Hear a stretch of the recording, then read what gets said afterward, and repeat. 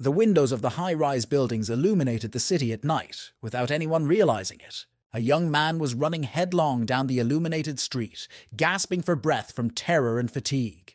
When he saw the door open, he went to it with the intention of hiding.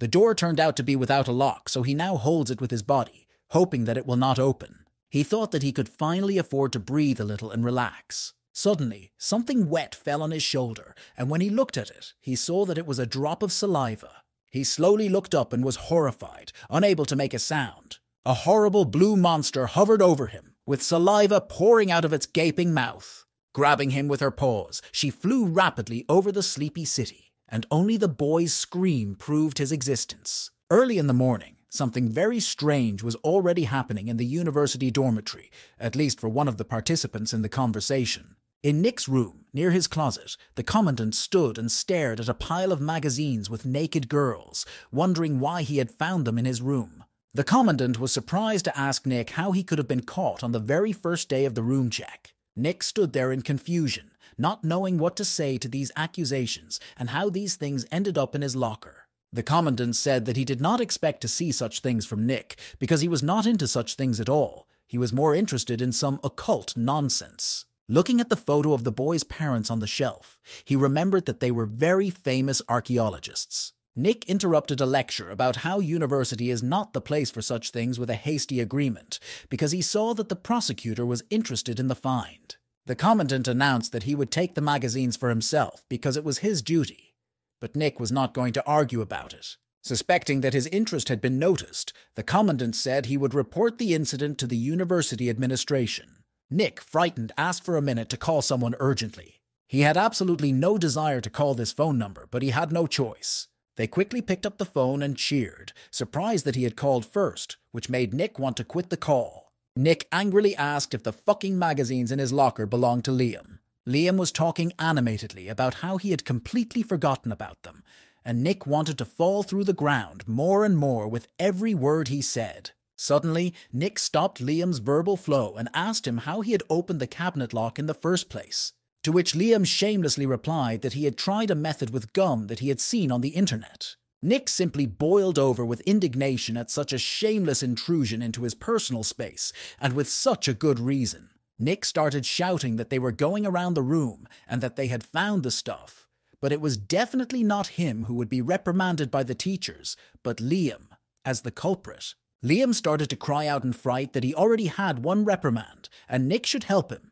but Nick refused. Liam was screaming into the phone about his expulsion and Nick's indifference, that they were friends, and began to persuade him to go camping with the girls. Nick couldn't take it anymore and hung up the phone in frustration. His anger and frustration were boiling over, and he didn't know what to say to the commandant to solve the problem Liam had created for him. The commandant was still waiting for the end of the conversation and the guy's excuses, but Nick said he had nothing to add to the above. Suddenly, the phone vibrated. It was a message from Liam, who was still insisting on going on that hike and was waiting for a response. For most people, student years were a total pleasure, but not for Nick. For him, real life sucked. He was walking through the university and thinking that he was even too lazy to answer Liam's messages. Perhaps because of his parents' influence in his childhood, he was always interested in everything mysterious and incomprehensible, because only there could he find the thrills that were absent in the real world. In the real, uninteresting world, he could only come to the library and kill his time there. Nick sat down at the table by the window, alone, immersed in his melancholy thoughts. He rolled the dice in his hand and threw them on the table. The numbers that fell out were the number of the row, shelf, and book, so he always chose what to read. He went to wander through the aisles, looking for the book he had been looking for, counting the endless shelves. And so he found her, reached out for her, but suddenly saw that he was not the only one hunting her. Next to him stood an embarrassed girl, not knowing how to get out of this awkward situation. He handed her the book, offering it to her, and only now he saw why she blushed so much. After a second of agitated silence, the girl ran away from him, screaming and shouting. He had long ago realized that everyone around him thought he was a weirdo, but he didn't care. He just wanted to get away from all the external problems for a few hours a day. But suddenly, he felt that he was no longer alone and heard a crunch under the table. Liam was sitting under the table, crunching on chips, which caused Nick to be very indignant. Liam calmly got out from under the table and said he was waiting for Nick. that he has been waiting for him for 5 minutes, and he just noticed him, didn't respond to the message at all, and it's very offensive. When Nick asked him how he found him, Liam replied disappointedly that they were neighbors and he knew him. Nick tiredly asked if he had come here to talk about the hike again, or if there was some other reason. Liam replied that he had already forgotten about the topic and was not holding out hope, as the proposal had been completely ignored. He said that Nick was the second best looking and richest guy at the university after him, but he had no one because he was wasting his potential, that he should go outside more often, that it's enough for him to sit indoors all the time. Nick interrupted this idle chatter and asked us to get to the point. Liam replied that he liked a girl, and tonight she was coming to hang out at a place and Nick should keep him company. Nick refused, but Liam didn't give up, and at first he began to beg. Seeing no reaction, he began to rustle the packet of chips again and chew loudly. Students studying next to them shouted at them both, demanding silence in the library. Nick really didn't want to agree, but Liam was just forcing him to do so with his manipulative tricks. He answered in the affirmative, and they agreed to meet in the evening. Turning around at the door, Liam blew him an air kiss and said that they were meeting at 12:30 at the karaoke bar behind the university. Nick's face became even more gloomy than it had been in the morning, but he had no choice. In the evening, Nick stood at the karaoke bar waiting for Liam, completely absorbed in reading. Suddenly, he heard Liam's indignant voice next to him, reproaching him for taking the book with him. Today, he is his main partner in meeting girls, but Nick said that as a partner, he would just be there to support him by reading. Liam handed Nick a piece of chewing gum and asked him not to worry, which was a bit embarrassing. Suddenly, he remembered that Liam seemed to already have a girlfriend, but he had already run inside, hurrying his friend. They opened the door slightly, peering inside a large hall filled with people. They were immediately noticed and cheerfully greeted by everyone present, inviting them inside. Liam whispered to Nick that the same girl was sitting on the edge of the couch alone. I asked if Nick liked her, but he grumbled that he didn't care and wasn't going to hit on her. They approached the girl's table and greeted her, apologizing for being late. The girl blushed at the sight of them, but politely replied that she had no complaints about it. There was a short pause, and Liam closed his eyes, looking suddenly concentrated. Instantly, he sharply covered his face with his hand and quickly turned his back on the girl. Leaning on Nick, he said that he must have been poisoned by the chips and had to leave, and that Nick should stay and get to know the girl better. Without waiting for an embarrassed Nick to answer, he rushed to the restroom. Nick sat down on the couch next to his new friend and opened the book again, and there was a silent pause between the young people. Suddenly, the girl decided to break the silence by asking if he was Liam's neighbor. Nick, not wanting to keep the conversation going and showing it with his whole body, answered in the affirmative. But the girl didn't give up and asked him if he liked reading books, to which he replied that he was not into it. Suddenly, he felt her move almost close to him, asking how often he went to the library. Without waiting for an answer, she continued that she herself often went there and saw him and knew that he liked books about ancient legends. But Nick could hardly contain his tension. He didn't understand why she was so interested in him and violated his personal space. Could she really like him, he suddenly thought, looking at her face. He frowned when he thought that when Liam came out of the restroom, he might see them so close to each other, and that would not be good. The solution to this problem came to him suddenly, but now he had to do something quickly. While she likes guys who read books, she hates guys who drink, and he started drinking alcohol straight from the bottle. Having drunk everything in her, he gloated to himself that she was afraid. Feeling drunk, Nick pushed down his sleeve to look at his watch to see how long Liam had been gone. But he couldn't do it because something strange seemed to be happening to his watch. He thought that he had drunk something of poor quality, and because of this, he began to hallucinate. He stood up quickly with the intention of leaving, which made him very dizzy, and he sat back down on the couch. The girl asked him worriedly if he was sick, but he replied that he just had to go urgently. When he got back to his feet, he stepped on an empty bottle that was lying on the floor near the table. He felt himself losing his balance and flying to the floor. The girl tried to hold his hand in the flight, but he pulled her with him. Nick saw it flying right at him and could do nothing about it. At that moment, Liam returned to the room and silently stopped on the threshold. He was staring at everything that was happening with his mouth open in amazement. When Nick saw this, he thought it would be extremely difficult for him to apologize for all this and explain the situation. If he had known about this earlier, he would never have agreed to come here today.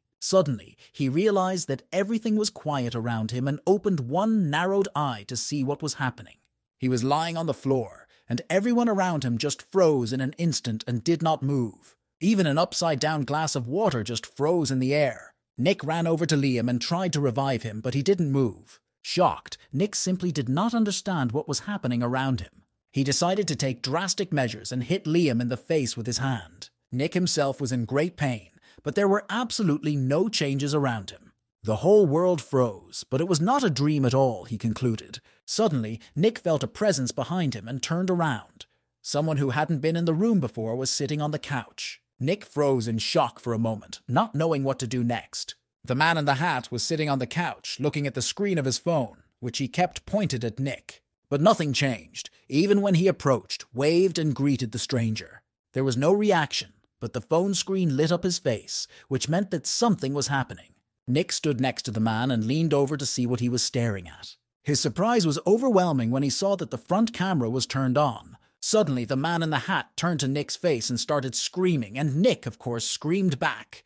The satisfied stranger turned his head to the phone and clicked on the screen, taking a picture. Nick recoiled in horror and fell to the floor at the feet of the strange stranger in the hat. The latter, no longer holding back, grabbed his stomach with his hands and just laughed out loud. When he showed the photo to Nick, he shouted through his laughter how much he liked the expression on the young man's face. Angry, Nick jumped to his feet and asked who the man was. The stranger stopped laughing and called himself the God of Time, adding that Nick could call him by his first name, Kronos. Kronos told Nick to look at his watch and tell him if he saw any changes. The guy eventually came to the conclusion that he was not hallucinating, but the dial had changed. There were now twice as many divisions. And right now, Nick was in this extra time. Kronos replied in the affirmative, adding that Nick now had 48 hours in the day and could consider it a gift. The boy was surprised and happy to think that this old man must really be a god of time.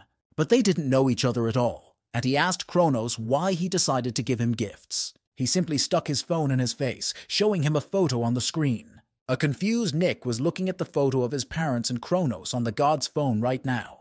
To the silent question in the young man's eyes, Kronos replied that he did know them and had come at their request to take care of him. Of course he understands that it is difficult to take it all in, but the guy was no longer listening to him and was heading for the door. Nick turned around on the threshold and called Kronos to come outside and have fun. And now, completely bewildered, Kronos looked after the guy who was rapidly flying out of the karaoke bar. He was once again convinced that it was their son who was in front of him when he saw his eyes shining with this news. Nick ran out into the street where no one was moving except the two of them. He marveled at everything in the world, even the frozen shop windows. He ran between frozen couples in love with the laughter of a happy child. He was happy that those who had perceived him as a monster since childhood were completely wrong about him. Sometimes he thought that he was not of this world, but he did not like to break its rules and not pay his bills. He could not find a place for himself in this world, but this lustful old man did not know the manners of good behavior either. What they agreed on was their dislike of the university dormitory superintendent. It was also cool to drive through the frozen streets with this strange Kronos. He came up with particularly interesting activities for both of them. Even chips didn't seem like such a bad idea if you caught them on the fly. This strange race between a bike and a scooter gave Nick a much-needed adrenaline rush. Finally, standing on a bus in the middle of the street, he felt completely normal and shouted it out. At this moment of this long day, the boy was absolutely happy, and Kronos, who was standing next to him, said that tomorrow they would have even more fun. Nick wanted to ask what was in store for him tomorrow. He was eager. But Kronos was about to leave, saying it was late and they would talk tomorrow. He added that he would be waiting for Nick tomorrow at midnight at the university's sports ground. The guy turned to his friend in the hat and thanked him. No sooner had he said this than the god of time disappeared from the roof of the bus and the boy was left alone. Suddenly he felt the hands of his watch start to move. The people around him came to life as well, and everyone except him continued where they left off. Nick had completely lost his sense of time and was now staring at his watch in fright. Suddenly he heard the driver of the bus he was still standing on angrily calling out to him, demanding that he get down to the ground immediately. Nick walked into his dorm room and everything was silent. He thought about how nice it would be to be alone after such a busy day. Having come to this conclusion with himself, he resolutely locked the door. Sitting comfortably on his bed, he closed his eyes with pleasure. Still, he wondered what Kronos had in store for him tomorrow. It was pitch black outside. Not a single streetlight was on. The number 357 was engraved on the plaque of the house Kronos entered. He stood silently in the middle of the hall, looking thoughtfully around. After thinking about it for a while, he bit his thumb so that a drop of blood appeared on it. Taking his finger out of his mouth, he pointed his hand to the floor in front of him. The first large drop of blood fell with a clatter to the floor of the entrance. A few seconds later, it seeped through the floor with a kind of hiss. At the same moment, a hideous, horrible monster appeared under Kronos' feet, and it had already done mischief here. He snapped his huge teeth in the air in vain as Kronos deftly jumped aside. All three eyes of the monster turned to the side where the old god was taking a breath. Kronos said with contempt that he was not yet old enough to be eaten by such a monster. He asked me not to rush, because the monster would definitely come in handy, and his next prey would be different from the previous one. I also promised that the blue glutton would definitely like this prey. Someone was banging loudly on the closed door of the room, trying to break in.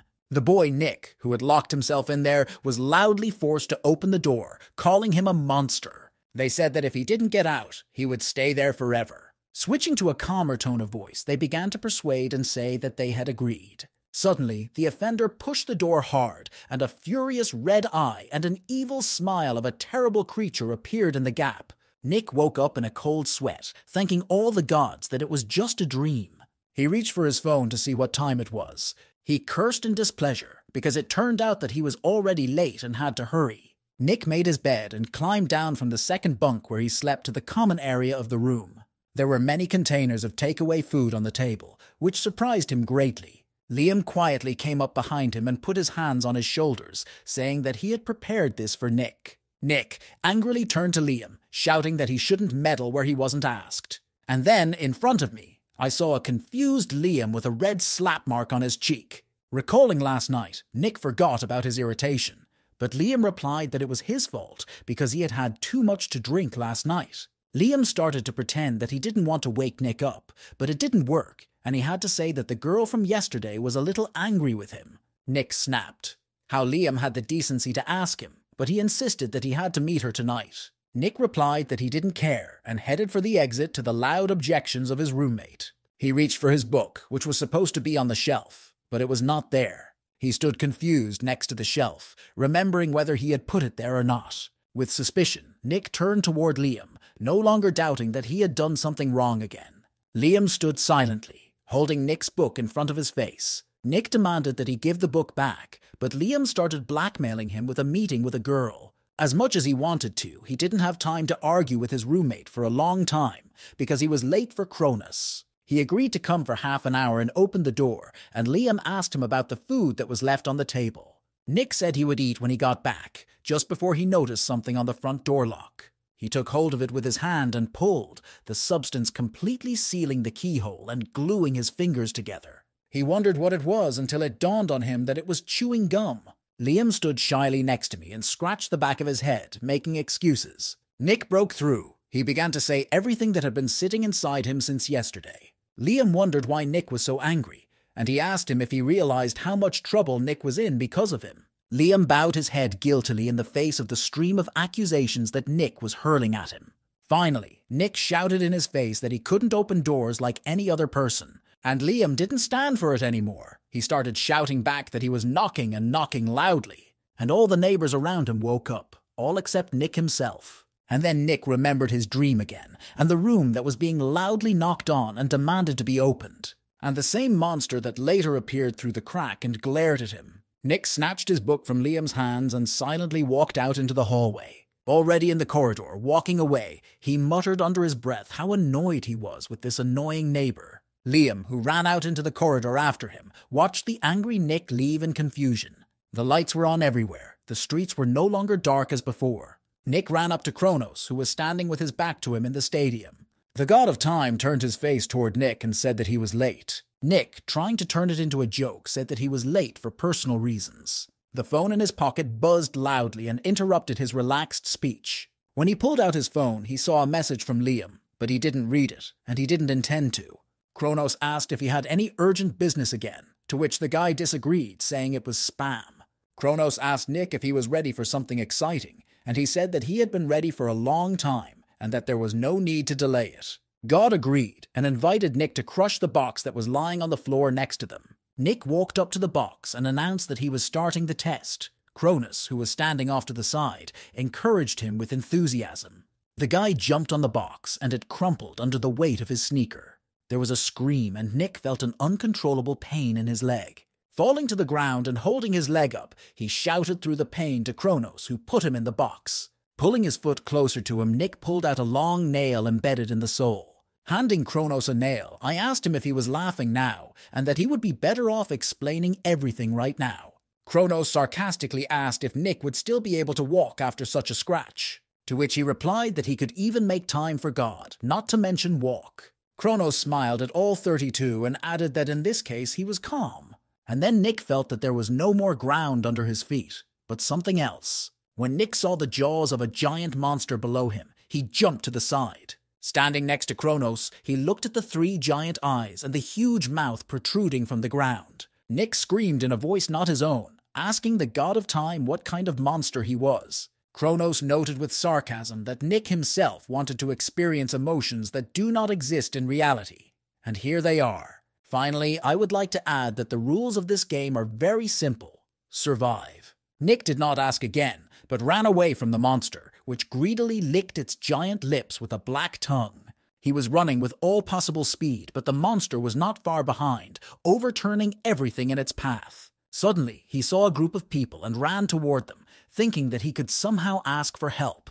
He called out to a guy and asked him to call the police because a monster was chasing him. At the same moment, the monster rushed at him and everyone around him, trying to swallow everyone it caught. Nick miraculously managed to jump to the side, fell to the road, and looked around in horror. Everyone around him froze in midair, and he remembered that he was in extra time, and the whole world was now frozen in place. The boy ran as fast as he could through the streets, where a lot of people were standing and could not help him. He ran as fast as he could past a couple of lovers, but he didn't have time to enjoy the sight this time. Suddenly, he realized that something strange was happening, and that this feeling was very familiar to him. Suddenly, Cronus appeared from somewhere on a scooter, laughing and joking with him, riding alongside him and filming him on his phone. Angry Nick started to threaten him, but he replied that monsters are attracted to the smell of Nick's blood, so they won't react to anything but it. Nick could not understand how he could believe that Cronus had been sent by his parents in the hope that he would take care of him. Cronus said that in memory of meeting his parents, he would make an exception and give Nick a friendly warning.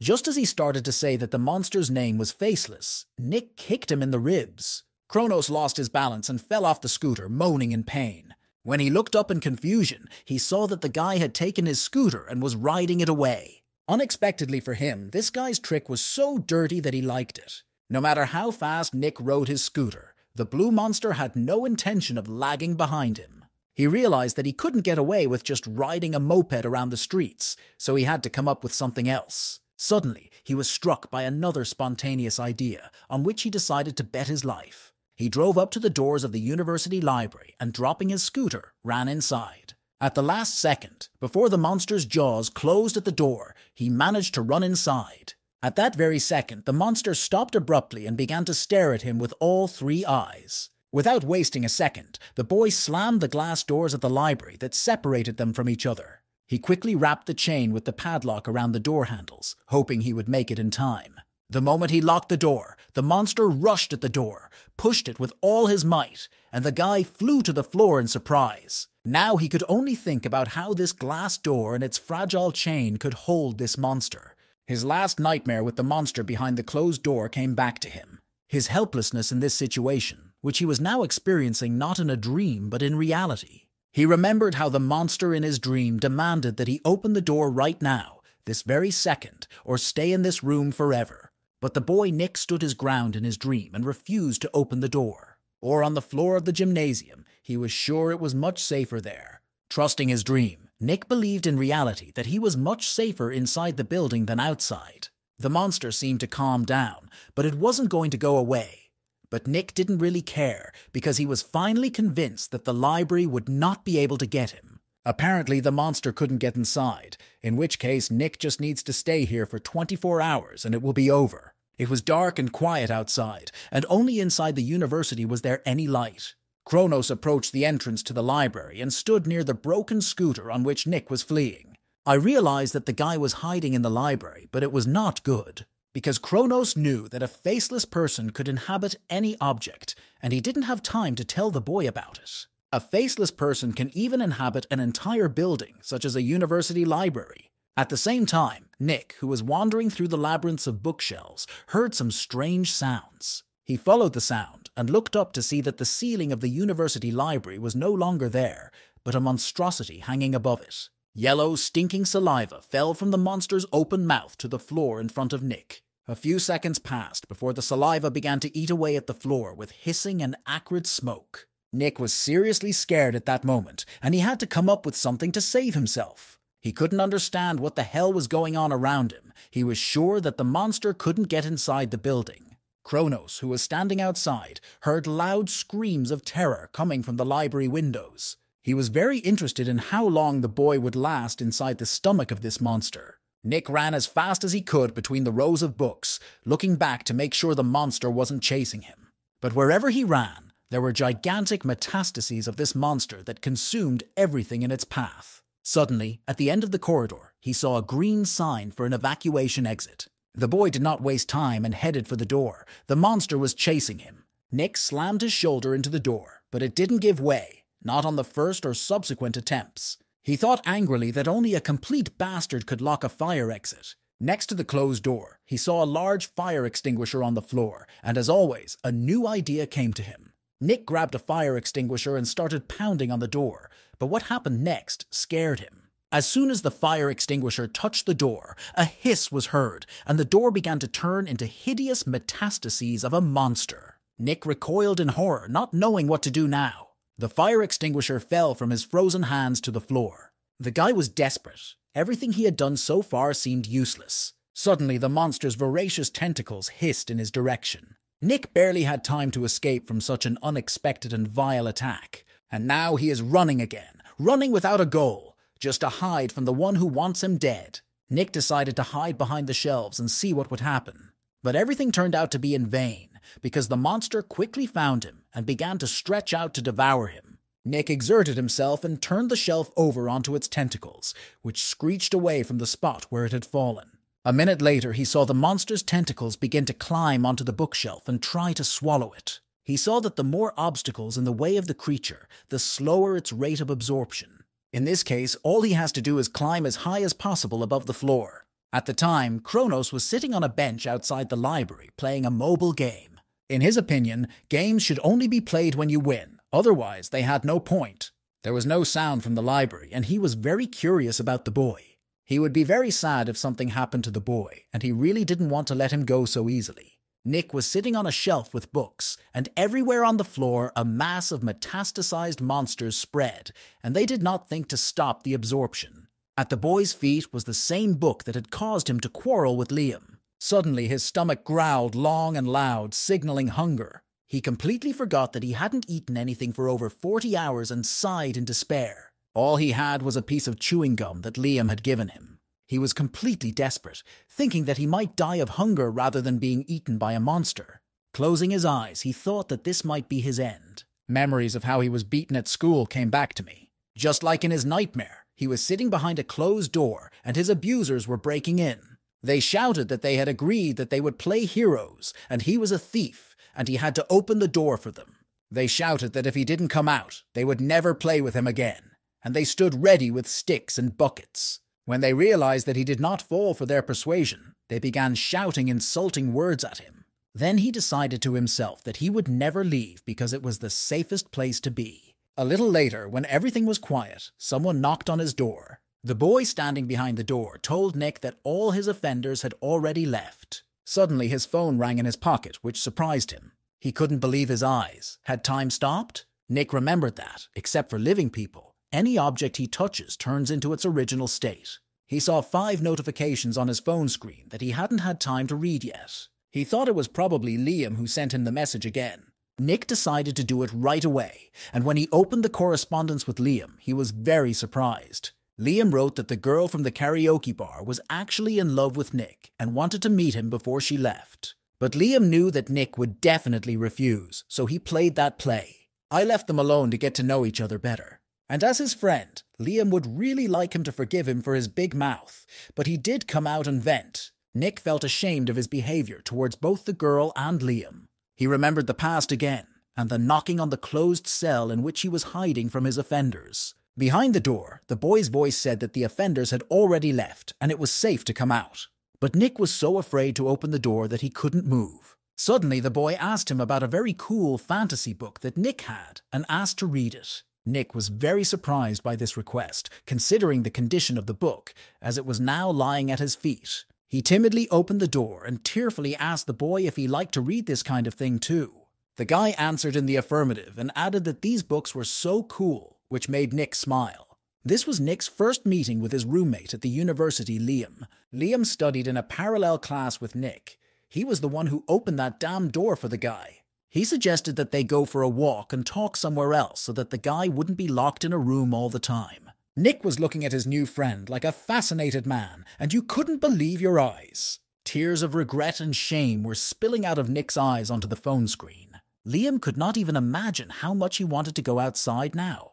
He pulled out the gum his friend had given him the day before from the book they had quarreled over. He recalled Liam telling him that he had seen on the internet how to pick a lock with chewing gum. Nick realized that all was not lost and that he had one more chance. He was determined to get out of this university library and out of this mess. The guy stood on the shelves, and through the tentacles of the monster, he could still see the door at the end of the corridor. He needed this door more than ever. He needed to get there by all means. And he decided to act because his time was running out very quickly. Nick jumped onto the next shelf and kicked it in front of him. The shelves, like dominoes, crashed into each other. The boy landed on them, clinging to the books on the shelves with all his might. Nick ran as fast as he could without looking back. He had only one chance to get through the metastases of this monster. He was running as hard as he could, at the limit of his abilities. And the monster, seeing this, was also in a hurry to swallow up the road in front of him. In his mind, he remembered little Nick, who was able to open the door, so he would be able to do it too.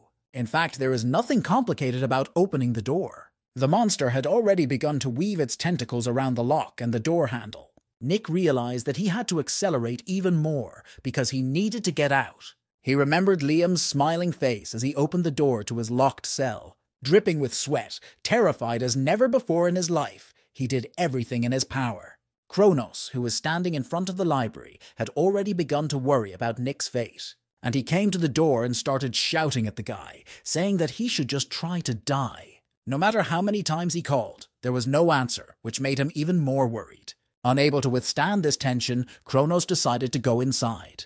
As he walked down the library corridor, he was ready for the holes to be digested without a trace of Nick. Suddenly he heard a sound behind him, someone approaching him from behind. Kronos tensed up, and he was glad to see that the guy was still alive. Nick ran at Kronos with a fire extinguisher, determined to kill the creator of the monster that was chasing him. He had already brought a fire extinguisher over Kronos' head, but it was useless. Another fire extinguisher flew violently to meet his fire extinguisher. Surprised, Nick flew face first to the floor at Kronos' feet.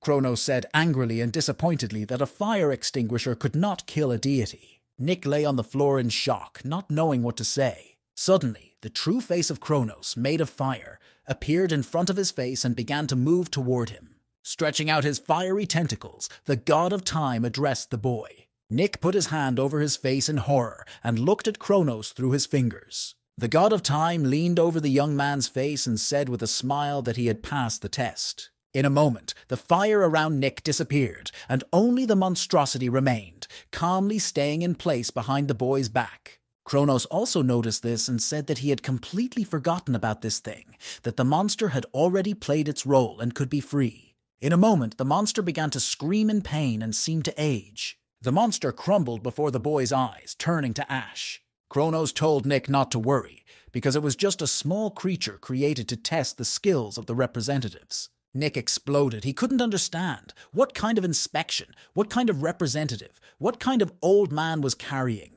Kronos never liked to explain this part. It was boring for him. He said that the gods fight for power in different ways. Instead of wars, they now settle their claims through games, and representatives are participants in these games. Nick began to reproach Kronos for not making him a representative, but killing him, to which he said that he was doing all this for his future safety. Because he or she must recognize that being a representative means being exposed to certain risks. Sometimes they can lead to serious consequences for the representative, and sometimes they even endanger their lives, as the previous representative of Kronos was killed by such a monster. But Nick doesn't need to worry too much because he was able to escape from the monster, and therefore he is more perfect than his predecessor. Moreover, Nick will get the same sense of excitement from this work that he has always dreamed of.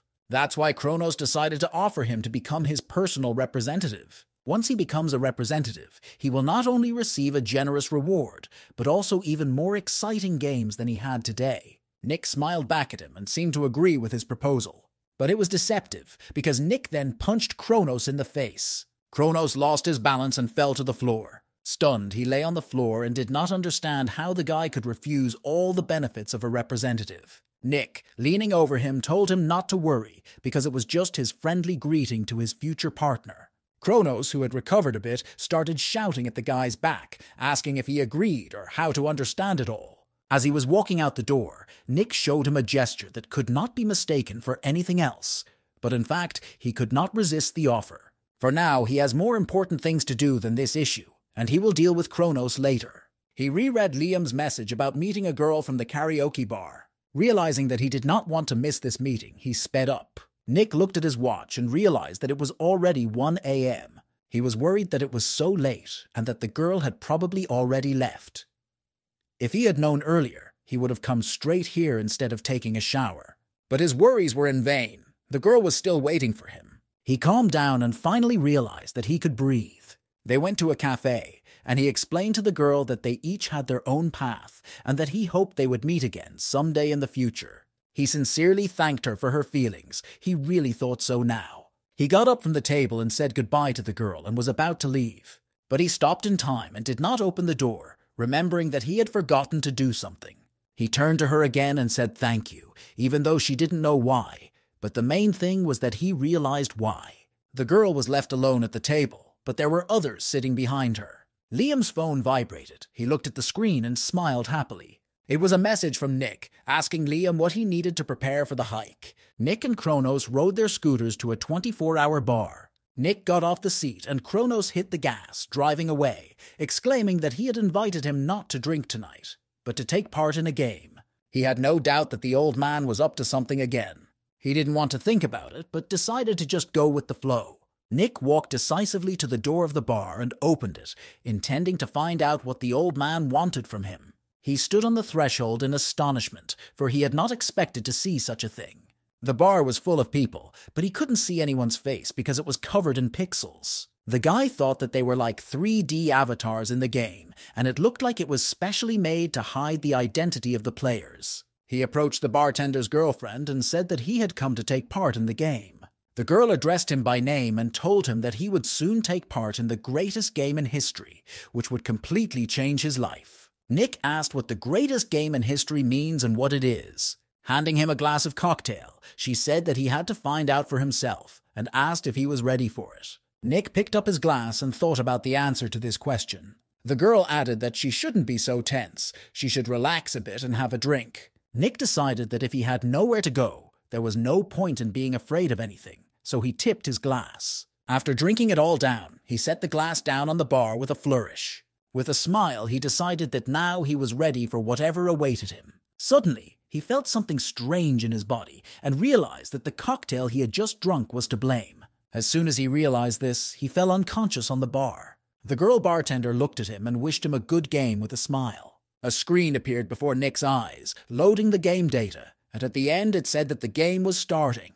Nick was lying on the beach with his eyes closed, gradually regaining consciousness. Suddenly he sat up sharply, realizing that he was no longer in a 24-hour bar.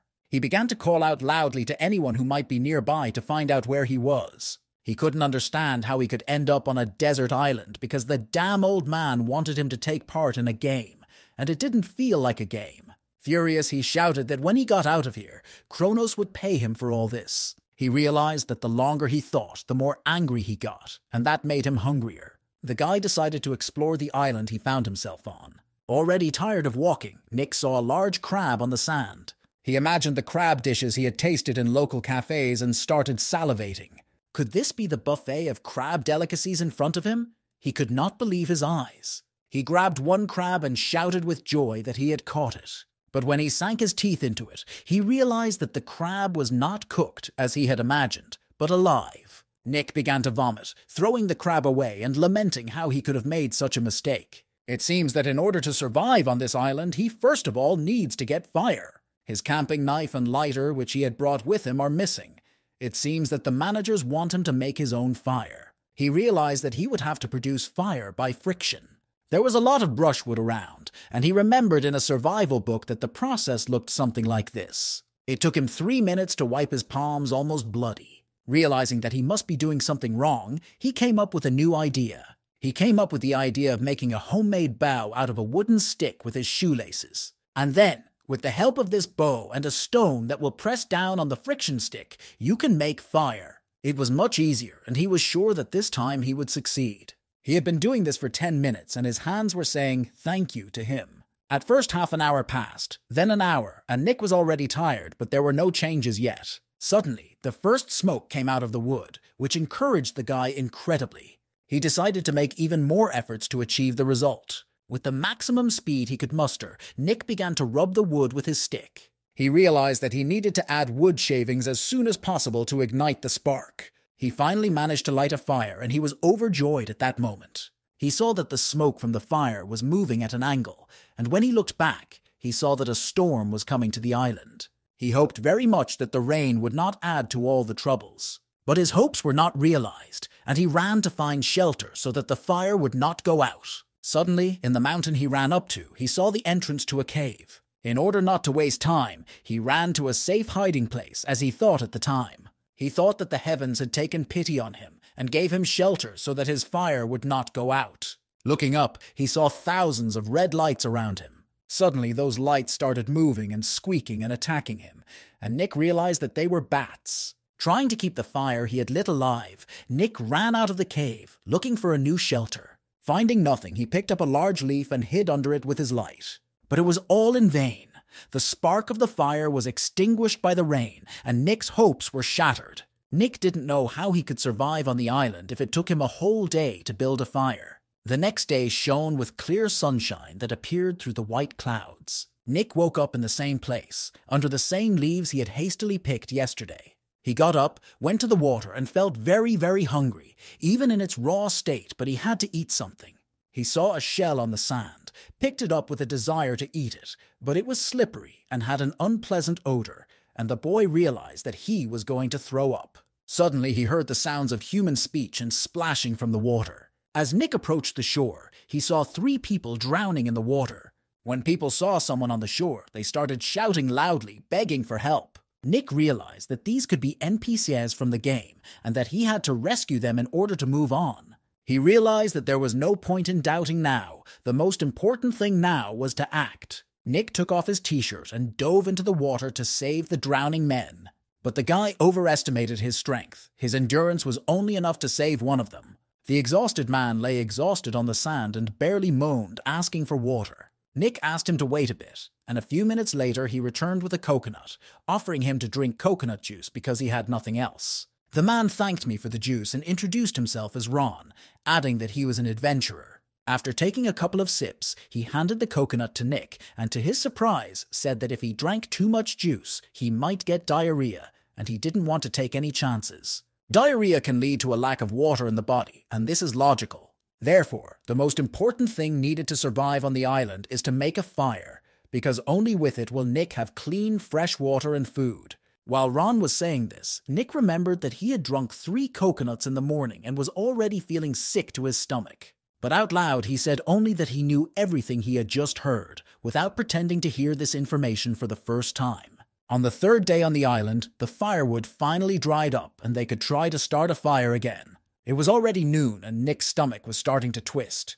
But the guy tried not to think about it, because the victory was already in front of his eyes, and he could not give up halfway. The daylight hours were coming to an end, and the sun was sinking below the horizon, painting everything orange. But the work on fire extraction continued, despite the fact that the guy was getting worse. He kept telling himself to hold on, because he could already see the smoke that started curling out of the wood.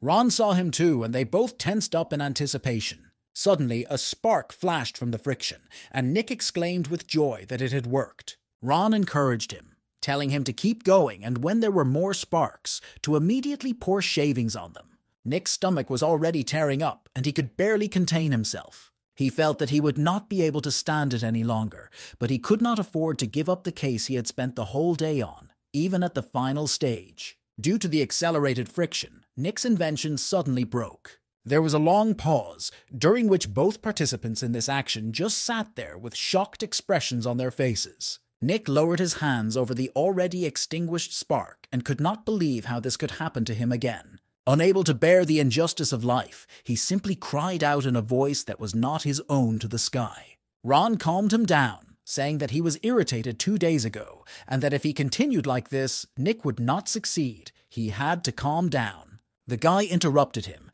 asking him to close his mouth and adding that he wanted to be alone with himself. The bewildered Ron was left alone under a tree in the dark jungle. A few minutes later, a relaxed Nick emerged from the bushes, zipping up his pants. He finally felt better. He walked to the shore, took off his boots, and waded into the cool water. His mood was much better now than it had been for the past few days. Now he realized that he had recently been overly short-tempered and reproached himself for the way he had treated Ron, and he didn't want him to be angry with him. If he continues to behave like this, it is quite likely that he will die on this island. He got to his feet decisively at the thought that he would not give up easily, and that no bonfire would stop him. Meanwhile, Ron continued to sit under the tree where Nick had left him. He was worried that the guy hadn't returned yet, and he was already starting to hear wild animals growling in the bushes. Ron decided that the experience was sitting and he should go look for the guy. The search didn't last long because he saw Nick in the neighboring clearing, trying to get a fire again. Nick decided to put aside unnecessary thoughts and calm his heart and just do his job. This was the only way he could achieve his desired goal. Finally, his efforts bore fruit, and a spark ignited from under his hands, into which he put dry shavings. He began to fan his precious spark, convincing himself in his head that this was the only way he could achieve enlightenment. Finally, his efforts were crowned with success, and the boy sat in front of a large and beautiful fire. Ron, who had been watching the whole process from the sidelines, came up behind the young man and congratulated him on his ability to control himself in such a short time.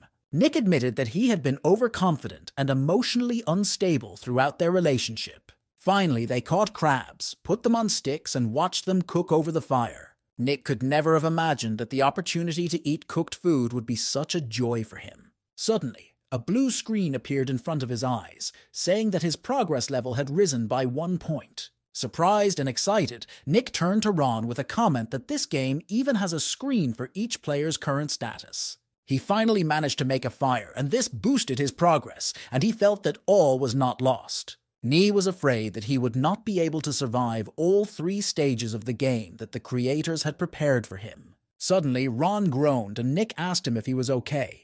Ron said that he had badly injured his arm in the shipwreck, and was afraid that there was a high probability of infection. Nick asked what he could do to help, because Ron was a good friend of his, and he never wanted to leave him here to die. Ron thanked Nick for his concern, and said that he had heard of a medicinal plant that was good for healing wounds. He added that if she was not found, he would have no more than 1 month to live. After that day, Ron ordered Nick to mark the days they spent on the island on a stone, which strangely enough helped him feel calmer. Later, Ron taught Nick how to make simple survival tools. Every day he went to the forest to look for medicinal herbs for his wounded friend.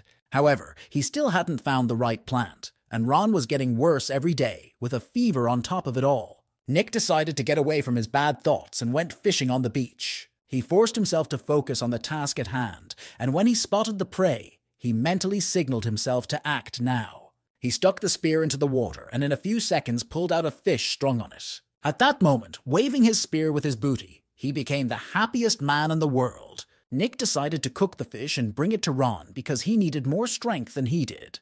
When he entered the cave, he began to brag to Ron about what a skilled fisherman he was, showing him a fried fish on a stick. The guy handed the fish to his wounded friend, who had already eaten one before coming to him, and brought this one for him. Ron took the fish, bit into it, and after chewing a bit said that the guy was a good cook and the fish was very tasty. Nick immediately turned up his nose and said that it was easy with Ron's experience and abilities. But Ron said that he had only taught him the basics and that he couldn't be satisfied with what he had. If he wanted a better life, he had to conquer the island. Nick apologized and said that Ron had taught him many things, but he couldn't find the one plant that his friend needed. Ron replied that he would let this fish be the payback for everything he had done for Nick, because he knew that he hadn't eaten anything, but he brought the catch to him anyway. Nick was surprised to ask Ron how he had realized that he was hungry. Ron replied that it was very simple. He didn't have the smell of fried fish in his mouth. Embarrassed, Nick turned away from his friend because he was embarrassed. A little later, he turned around and asked where Ron would like to go when they got off this island. But he did not hear an answer, so he called his friend's name again.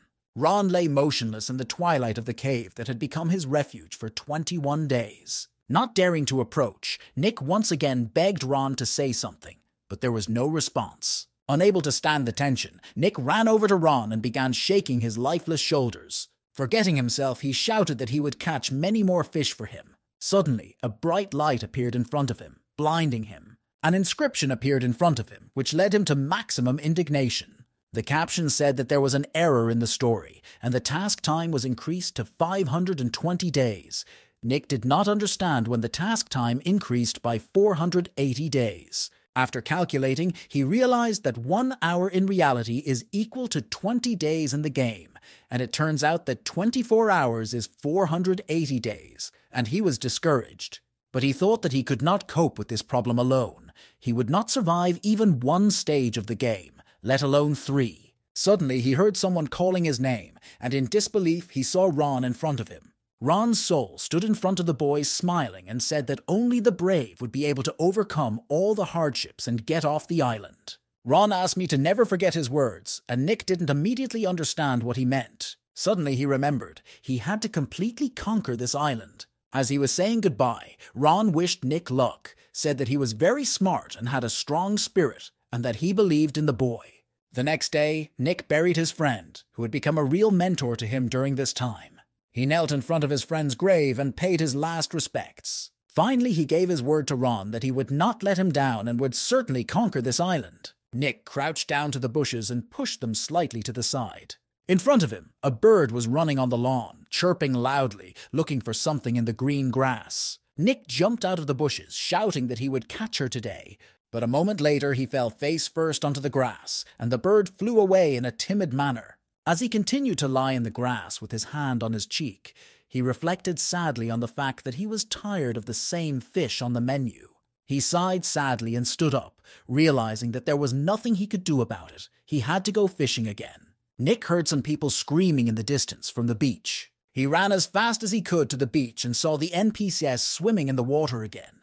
For several days now, he has been waking up very early again, and it was not his initiative. However, to date, his new friend hasn't annoyed him a bit with this habit. Nick walked across the landscaped yard to his brother, who was hard at work building their shared hut, and said hello. Of course, he heard nothing in response, but it did not upset him. His brother was not a talkative person, but he had his own preferences. He was in a very good mood, and was most excited about what he was seeing in front of him. And especially these cute little birds, chickens as he called them, who ran around inside the fence that Breton had made. However, this life seemed very calm to him, and he was afraid that one day the same thing would happen to him as it did to Ron. Now he tried not to fall into procrastination, and stopped these destructive thoughts in an instant. He said goodbye to Breton and went hunting to get them some game for the table. Once again, he sits in the bushes and sees another bird on the lawn, searching for something in the ground. This time, he had already mastered the archery technique that Breton had taught him, so he was more confident. He pulled the bowstring and took aim, standing upright. Holding his breath, sensing the very moment, he whistled the arrow in the direction of his target. Some time later, he came into his and his brother's camp, happily calling out to his neighbor and holding his lute over his head. Without looking around, he nonchalantly approached Breton to ask why he was holding a long spear in front of him. Of course, when he didn't get an answer, he looked in the direction his friend's gaze was directed and was horrified. A huge snake hanging from a tree near her lawn was eating their chickens at that very moment. The snake was not distracted by them and methodically swallowed its prey one by one. Nick couldn't take it anymore. He reached for his arrows and took his bow off his shoulder, shouting that he was going to finish off the attacker. But Breton didn't let him do it. He silently stopped him with his hand. He stammered and said that the snake's scales were very strong and arrows could not pierce them, that it would soon be full and would leave. But Nick's screams did draw the anaconda's attention to him and Bratton. Instead of eating and crawling away on its own, the snake climbed down from the branch to the ground and set its sights on the boys. Nick asked Brother, frightened, if he was sure that the snakes were already full. But there was no one to ask, because the brother was running away with all his might in the direction of their house, calling him with him. Nick ran headlong from the snake's gaping mouth without even looking back, so as not to waste time. Running inside the house, they slammed the door behind them. Nick and his brother couldn't catch their breath after all the running around and all the stress. Nick kept thinking that they had worked so hard to settle down in this forest and raise their chickens, and they died in a matter of seconds. Suddenly, Bratton turned toward Nick and said with anger in his voice that the snake was dangerous and they should kill it. The guy completely agreed with his brother and was determined to finish the monster. Nick was completely exhausted. He had never worked so hard in his life. Turning to Bratton, he asked if he was really sure that this plan would work. His brother replied that he was sure and that they always catch snakes like that at home, so Nick didn't have to worry about anything. At home, they call this method an earthen trap.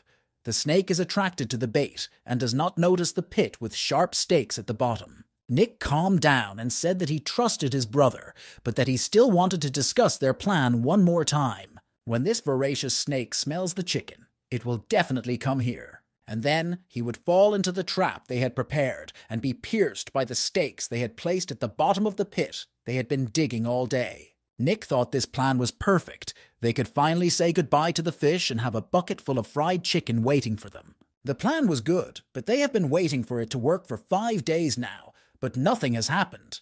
Nick was sitting alone on the veranda of his and Bratton's house, wondering if Bratton would be able to get some game for the table today. Suddenly he heard a noise coming from the place where they had set their trap. Nick happily jumped up with his bow and arrows and ran toward the sound, hoping that it was a snake that had fallen into their hands. He was running through the forest thinking that snake meat probably tasted good too, but he didn't know how to cook it properly.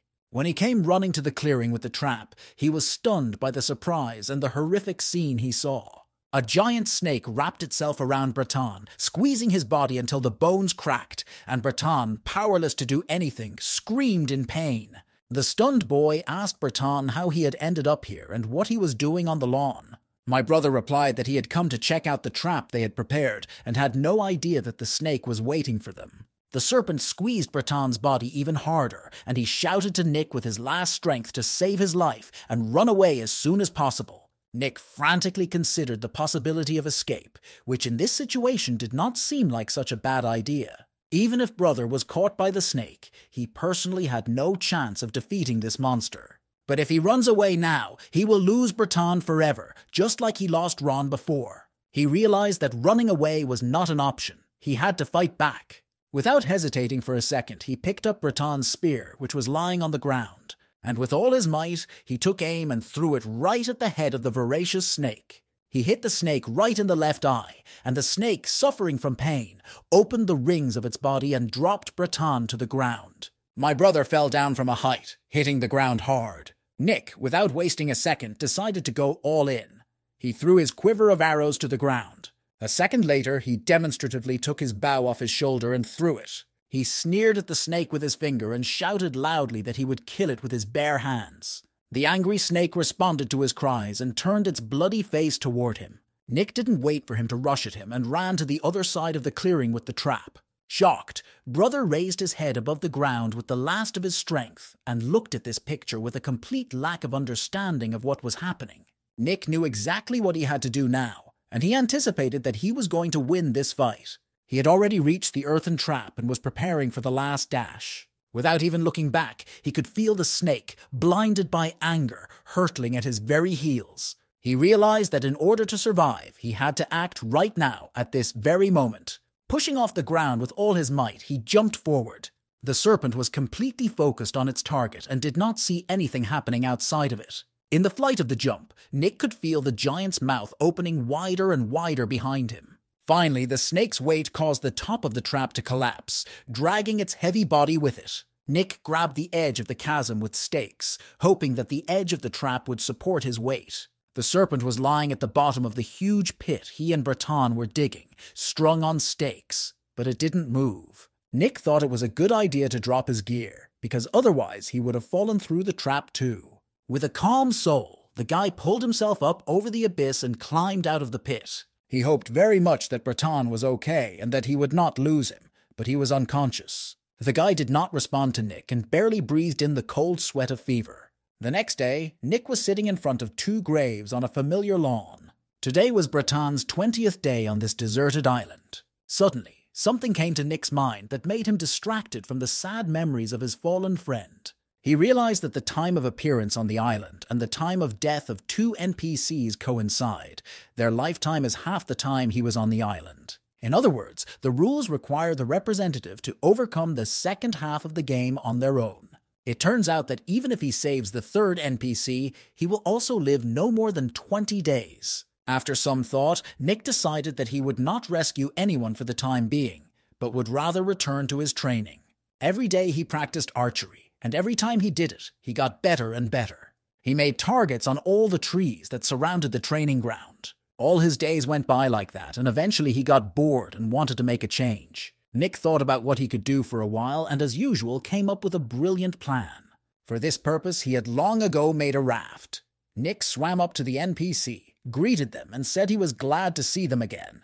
NPC scratched the back of his head in confusion, not understanding what exactly this stranger meant. Despite this, Nick continued to boast that he could hit the bull's eye 100 times out of 100 shots. By now, he could shoot through trees as thick as his leg, he said while chewing on fish and drinking coconut. Interrupting his monologue, he offered the NPC some coconut, saying that last time he didn't have time to talk to him because the guy passed out. NPC thanked him for everything, but asked if the stranger could let him climb on the raft to begin with. But the stranger had already turned his raft around, and as he sailed toward the shore, said that they had had a good conversation today and would see each other some other time.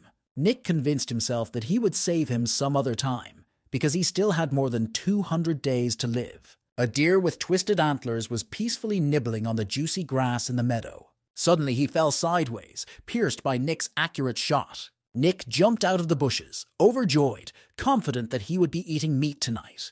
Near the head of the deer he had killed, he saw the plant he had been looking for so many days. It was the same medicinal plant Ron had told him about. It turns out that Ron could have been saved if he had been stronger and more careful back then, and Breton would not have died either. His initial guesses were wrong. He always had a chance to save them in the middle of the game's progress, but would he be able to do it now? Nick went back to the bushes he had come out of because he heard the rustling of animal paws. Seeing that the man had heard him, the leopard attacked the young man. But in a moment he was turning his head cautiously because the young man was no longer on the lawn. Forgetting about the man, he approached the dead deer and began to tear it apart with his teeth. Nick, who saw it from a tree branch he had jumped on while running away, was already planning his next move. In one quick movement, he jumped off the branch with a pointed stick aimed at the leopard. The leopard noticed the man who decided to hunt it too late. The guy was already on the ground and forcefully stuck a stick into the predator's neck. Standing over the killed prey, Nick reflected that he should have realized earlier that if there were deer here, there must be predators. Today he was already able to defeat the leopard on his own, so maybe it was really time to save the NPC. He realized that he was far from the Nick he used to be. As soon as the sun rose above the horizon, Nick was already on the island's beach. On the 321st day of his stay on the island, Nick rescued his last NPC. An exhausted guy in overalls said his name was Bayer and asked where he was. Nick said they were on a deserted island, introduced himself and asked for help because there were leopards on the island. Bayer replied that in that case they needed to stick together to survive on this island. Nick hoped that this time he would be able to save the boy from trouble. Bayer decided to admit that he feels offended when he sees his new friend, but does not understand what this might be about. Nick laughed and said that maybe the guy was just hungry and he would cook a chicken for him. The boys were sitting next to each other by the fire, Nick looking at Bayer, who was eating fried chicken with appetite. With his mouth full, Bayer praised Nick's culinary skills. Nick didn't listen to the boy at all, but thought about the challenges ahead of them. Bayer asked Nick why he wasn't eating but just looking at him, and he replied that he was just not hungry. He decided that for these 20 days he should not let Bayer out of his sight. Happy Bayer held an almost whole chicken in his hands and could not believe that he had been rescued by such a good person. But as time went on, he increasingly wondered why he felt so strange while chopping down trees. He felt someone's presence nearby. The guy stopped and looked in the direction he thought he was being watched. Nick peeked out of the bushes and waved to him with a smile, and Beer returned the favor. Beer's sense of anxiety did not disappear, but it was only the beginning. It doesn't matter what he was doing, whether he was looking for provisions, or he would try to fall asleep in the house at night next to Nick. But even when he was washing in the ocean, Nick was always watching him from a hidden place. He endured all this until the incident that became a turning point in this story. He was emptying his weakened stomach in the bushes and felt no danger. Suddenly, he heard a familiar rustling of bushes nearby, and forgetting what he was doing, angrily turned toward the sound. Nick stood opposite him and, as always, waved to him, politely greeting him. At that moment, Beyer realized that there was no mistaking it. Nick was going to roll up to him. After waiting until nightfall, when Nick would fall into a sound sleep, Beyer quietly closed the door of the house behind him. He decided to leave because even if there were only 2 of them left on this island, he couldn't let that happen. Not knowing why, but sweating profusely, Nick suddenly woke up as if from a heavy dream. He began to look around the empty house, hoping to catch a glimpse of his ward somewhere. When he realized that he had left, he started counting the number of days he had been on the island. Figuring out that today was the 20th day of his stay, he decided to find him immediately. Meanwhile, in the middle of the night, Beer was making his way through the island's thicket when he noticed that it was suspiciously quiet around him. Suddenly he saw 2 yellow and red eyes staring at him from the bushes, and before he could think of anything else, an angry leopard jumped out of the bushes at him. Beer was frightened, as if frozen in place, unable to move his limbs. All that was going through his mind was that his end had come.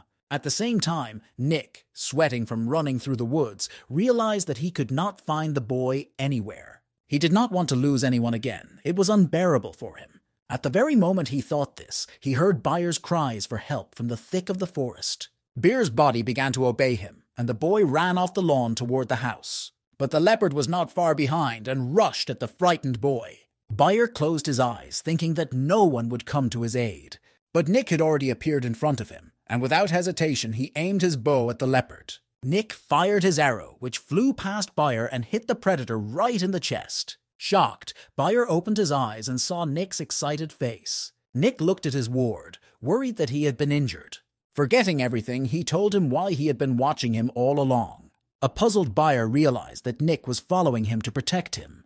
He said that Nick had saved his life for the 2nd time and that he would certainly return the favor, and if Nick wanted to sleep with him, Beyer would gladly do so.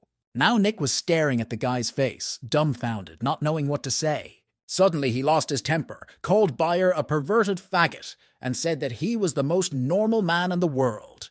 Quickly calming down, Nick wrote it all off as just delusions due to fear, and suggested that we return home. Beer has only now finally convinced himself that Nick is a reliable friend and comrade. Nick bandaged Beer's scratches, and he was impressed to say that his friend was a master. Leaving the guy to rest after the stress, Nick said he would go and cook some fish for him to help him recover. By that day, he had already cooked more than 100 fish and could easily become a culinary manga hero. First, the entrails, gills, and scales of the fish had to be removed, then make cuts along the body crosswise to make the fish more tasty. And at the very end, the highlight of the dish was the sea salt seasoning. Then we just had to fry the fish on the fire and wait for it to be ready. Suddenly, the blue leveling screen appeared in front of Nick again. Experience points were so hard to come by that Nick didn't even know if they were of any use or not. He decided not to think about it. One day the system would notify him that he needed them, and the main thing was to wait for Beyer to recover and go explore the island. He was curious what awaited them in the dense forest of the uninhabited island. He could not wait for his ward to gain strength for new adventures. Nick, looking through the bushes at something in the distance, announced that they were there. The guys saw an entire village in front of them, with huts covered with straw. Nick was overjoyed at the thought that they were not alone on this island, and that there were still people living here, and he ran around the village, looking into every house. When he came to, he realized that all the things he had seen were covered with a thick layer of dust, and apparently no one had lived here for a long time. Beer still believed that they shouldn't relax, because if there are no people here, there must be wild animals. As soon as he said that, a big animal paw came down on his shoulder. The boy was frightened and turned around to see a leopard looking right at him. Nick laughed and took off his leopard mask and said that he had found this costume nearby, Beer exhaled the air from his lungs with a noise. He didn't understand how anyone could joke in a place like this. They decided to continue their adventures, but Bayer promised to get back at him for this cruel joke. They walked around the village for a while, and Nick saw something in the distance, which he told his companion about. Their discovery looked like some kind of ancient ritual altar. Nick climbed up on the altar and saw that in its center was a strange necklace. He tried to understand what it was made of because it looked quite unusual. A blue screen appeared in front of his eyes with the name of the object he had found. It was a necklace with a rabbit's foot. It was the first time he had ever found a game object that he would need it for. He wanted to share this news with his ward, so he called him, but there was no answer. He saw a leopard's tail in the bushes nearby and suspected his friend of revenge. He couldn't believe that Bayer couldn't even endure a few hours without retaliating for his innocent joke. Nick stood in front of the bushes and began to yell that he could not be intimidated because he had figured out the cunning plan. When there was no reaction, he grabbed hold of the tail that was sticking out of the bushes and began to pull as hard as he could. Suddenly, Bayer appeared behind him and asked what he was doing in those bushes. Nick froze in surprise. He couldn't understand why Bayer was standing behind him. Then whom did he pull by the tail? Whom did he catch? The owner of the tail did not need to wait. He had already jumped out in front of the boy. It was a leopard. And this time he was not alone. It was a whole family of hungry and fierce predators. The boys rallied together in front of the giant cats. They saw predators circling them from the sides, surrounding their prey. Nick asked his friend where he had gone when he called him, and he replied that he had gone to relieve himself. With sweat beading on his forehead, Nick shuddered at the thought that he had been pulling the leopard's tail all along. Bayer told Nick with certainty. They had no chance to escape from the hungry leopards. He encouraged his friend to fight these animals and try to survive it. Nick realized that they had no choice but to get into a fight. Each of them took out the weapon he was best at and got ready. The cats around them had many scars on their faces, and it was clear that they were battle-hardened. The leopards took a long time to think about it and rushed right at the boys. The friends looked at each other in the end, as if saying goodbye. Nick shot an arrow at the leopard, almost without aiming, on the run. The arrow hit the right eye of the predator, which was rushing toward the boy with great speed. Bayer, who saw this, congratulated Nick on his shot on the run, adding that it was now up to him. At high speed, he ran past his attacker, cutting him tangentially with a knife. Only one leopard out of 4 died, and the other 3 angry cats now wanted the 2 young men dead even more. Nick realized that the boys would have to split up because the leopards had a numerical advantage. When asked what to do next, Bayer said to take it from there. They agreed to follow the plan proposed by Nick as the more experienced hunter. Nick ran behind the wall of one of the huts and hid, knowing that one of the leopards was following his tracks. The leopard could smell the boy but not see him, which confused him, so he often looked around. Because of this, he did not notice the dry cane under his paws, and his quiet walk was interrupted by the sound of dry wood chips. Nick was alerted when he heard the sound, and he knew he had to finish the leopard off with a single blow. Preparing to throw, he grouped himself in anticipation of a fight. Abundant drops of sweat streamed down his forehead and ran down his body. Focused on the sound he heard, he did not notice the second leopard on the other side, which was stealthily approaching him. Nick turned around only when he heard a growl and the sound of a jump. The leopard flew at him, opening its mouth and releasing its claws. At the last second, the guy managed to turn around and stick the stick into the predator's body. He realized that because he had panicked, the stick had gone shallow and only hit the cat's rib. Nick saw that if this continued, the stick would break and the animal would simply eat him. He must inflict even more damage on it, betting that the leopard will die before Nick himself. He quickly took the stick out of the animal's body, and at the same second stabbed it again with more force. The leopard also wanted to live, so he sank his fangs into Nick's shoulder and squeezed it tightly. Nick endured enormous pain in his arm, knowing that if he let go of the stick and stopped pressing, it would be his last decision. Therefore, he must manage to kill the animal before it kills him. With the last of his strength, he threw the beast to the ground and realized that he had to stop his bleeding as soon as possible. It was very painful for him. It seems that the leopard hit his nerves with its jaw. The guy removed the wrapping from his right arm. How good that he decided to wrap his wrists. Nick sat down under the wall of one of the village's houses and bandaged his shoulder as much as he could. He realized that even with his strength, he would only be able to shoot the bow a couple more times. His stick was broken, and he had no strength. He really hoped that Bayer was okay. The guy was armed with only a long knife. Suddenly, from the other side of the village, he heard Bayer's voice shouting to him that he was dying and had to run away. Nick couldn't take it a third time, and he was clutching his bow with force. The guy ran as fast as he could to his friend's shouts, thinking he had to make it in time.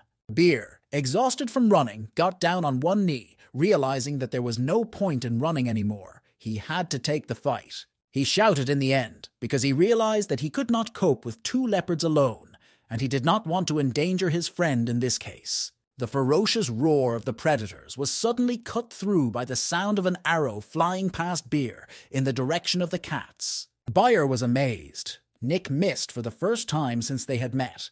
The arrow stuck in the ground near one of the leopards. The guy realized that if this happened, something must have happened to Nick, because he didn't just miss. Nick stood nearby, clutching his wounded shoulder, and saw his NPC in trouble. He did not think that his injuries were much worse than he had anticipated, and Nick realized that if he rushed into battle now, he would most likely die. But at the same time, if he does not come to the aid of his friend, Bayer will not survive this attack either. The leopards did not wait long and rushed at the boy from different sides, exposing their healthy, sharp claws. Bayer managed to cut the face of one of them with a knife, and the leopard stopped attacking and growled in pain.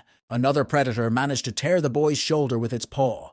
Bayer decided to fight to the end, and if he died, to take at least one leopard with him. The guy looked resolutely at the predators and shouted at them not to hesitate and attack. The next moment, the man and the leopards ran toward each other. Nick, who saw this, just didn't know how he could help the guy. Beer, locked in an unequal battle with the giant cats, shouted to his friend, full of hope that he was still here. The guy did not want to die at all, but he clearly saw that if help did not come at that moment, he would die. Nick stood nearby with sadness and shame, his head down, apologizing to Bayer for not coming to his aid because of his injury. He still had internal hesitations because he knew that he could still fight. He could fight, but it was very dangerous, and even though Bayer was his friend, he was just an NPC. Now the situation is completely different from the situation with the snake. These leopards live deep in the forest, and he does not need to fight them at all. Nick could not make a final decision. He hated making such choices. Suddenly, someone's hand fell on his shoulder, and the guy turned around, both frightened and surprised. Next to him stood his brother, who said that if not for the boy's doubts, he might have survived. He started shouting why he died and not Nick, and how much more he could doubt. Frightened, Nick began to hastily apologize to the spirit. He was completely confused. At the same moment, Ron suddenly appeared next to Breton and told him not to waste time, because it was not worth it. He asked Nick if he still remembered what he had said about emotions being a rather dangerous thing. He told me to look at my hand and realize that he was unable to shoot a bow not because of the wound, but only because of his fear. Broughton added that Nick has only one shot in which he can put all his energy, and he is now in the perfect position to shoot. Motivated, Nick succumbed to the spirit's persuasion and reached for his quiver. He finally decided to take one more shot, the last shot that would decide his friend's fate. His brother stood by him and encouraged him, saying that he would succeed if he concentrated. Ron stood on the other side, and with his hand on the boy's shoulder, taught him that Nick should have only his goal in mind. Mentally thanking the spirits, he aimed his arrow at one of the leopards. Bayer, meanwhile, swung the knife for his final stab, predicting that the cat would die afterwards. The leopard had already accelerated, pushed off the ground, and was flying down the mountain at him with its ravenous mouth open. The guy realized that he would not have time to dodge this attack, and large drops of cold sweat poured down his forehead. At the same moment, he heard the whistle of his friend's arrow. Nick's arrow found the leopard in flight. Beer's joy knew no bounds. The wounded leopard flew to the ground, and the boy felt that all was not lost. Nick came to the clearing, saying that he had come to the rescue, calling the leopards to fight. The leopards rallied against him and growled even more, accepting the challenge of a new rival. The boy saw that even with such serious wounds, the leopards did not retreat from the fight, and he dampened Beer's joy a little. Nick had a plan in mind and told Beer to look for bridges immediately. At first, Bayer was confused, trying to figure out what his partner wanted him to do. Suddenly he realized what Nick was up to, and he was ready to act. He asked Nick to give him 5 minutes to think about it, to which he responded with his friend's faith. The leopard saw the boys split up and decided to follow suit. The remaining cat quickly rushed toward Nick, who jumped away at the last moment. Nick realized that it was very difficult for him to move the wounded part of his body, so the only option was to distract the leopard. The wounded predator tried to get the guy who had wounded him at any cost, not stopping for a second. Exhausted, Nick barely managed to escape from the predatory claws of an angry wounded cat. Once again, the leopard, gathering all its strength, rushed straight at the boy.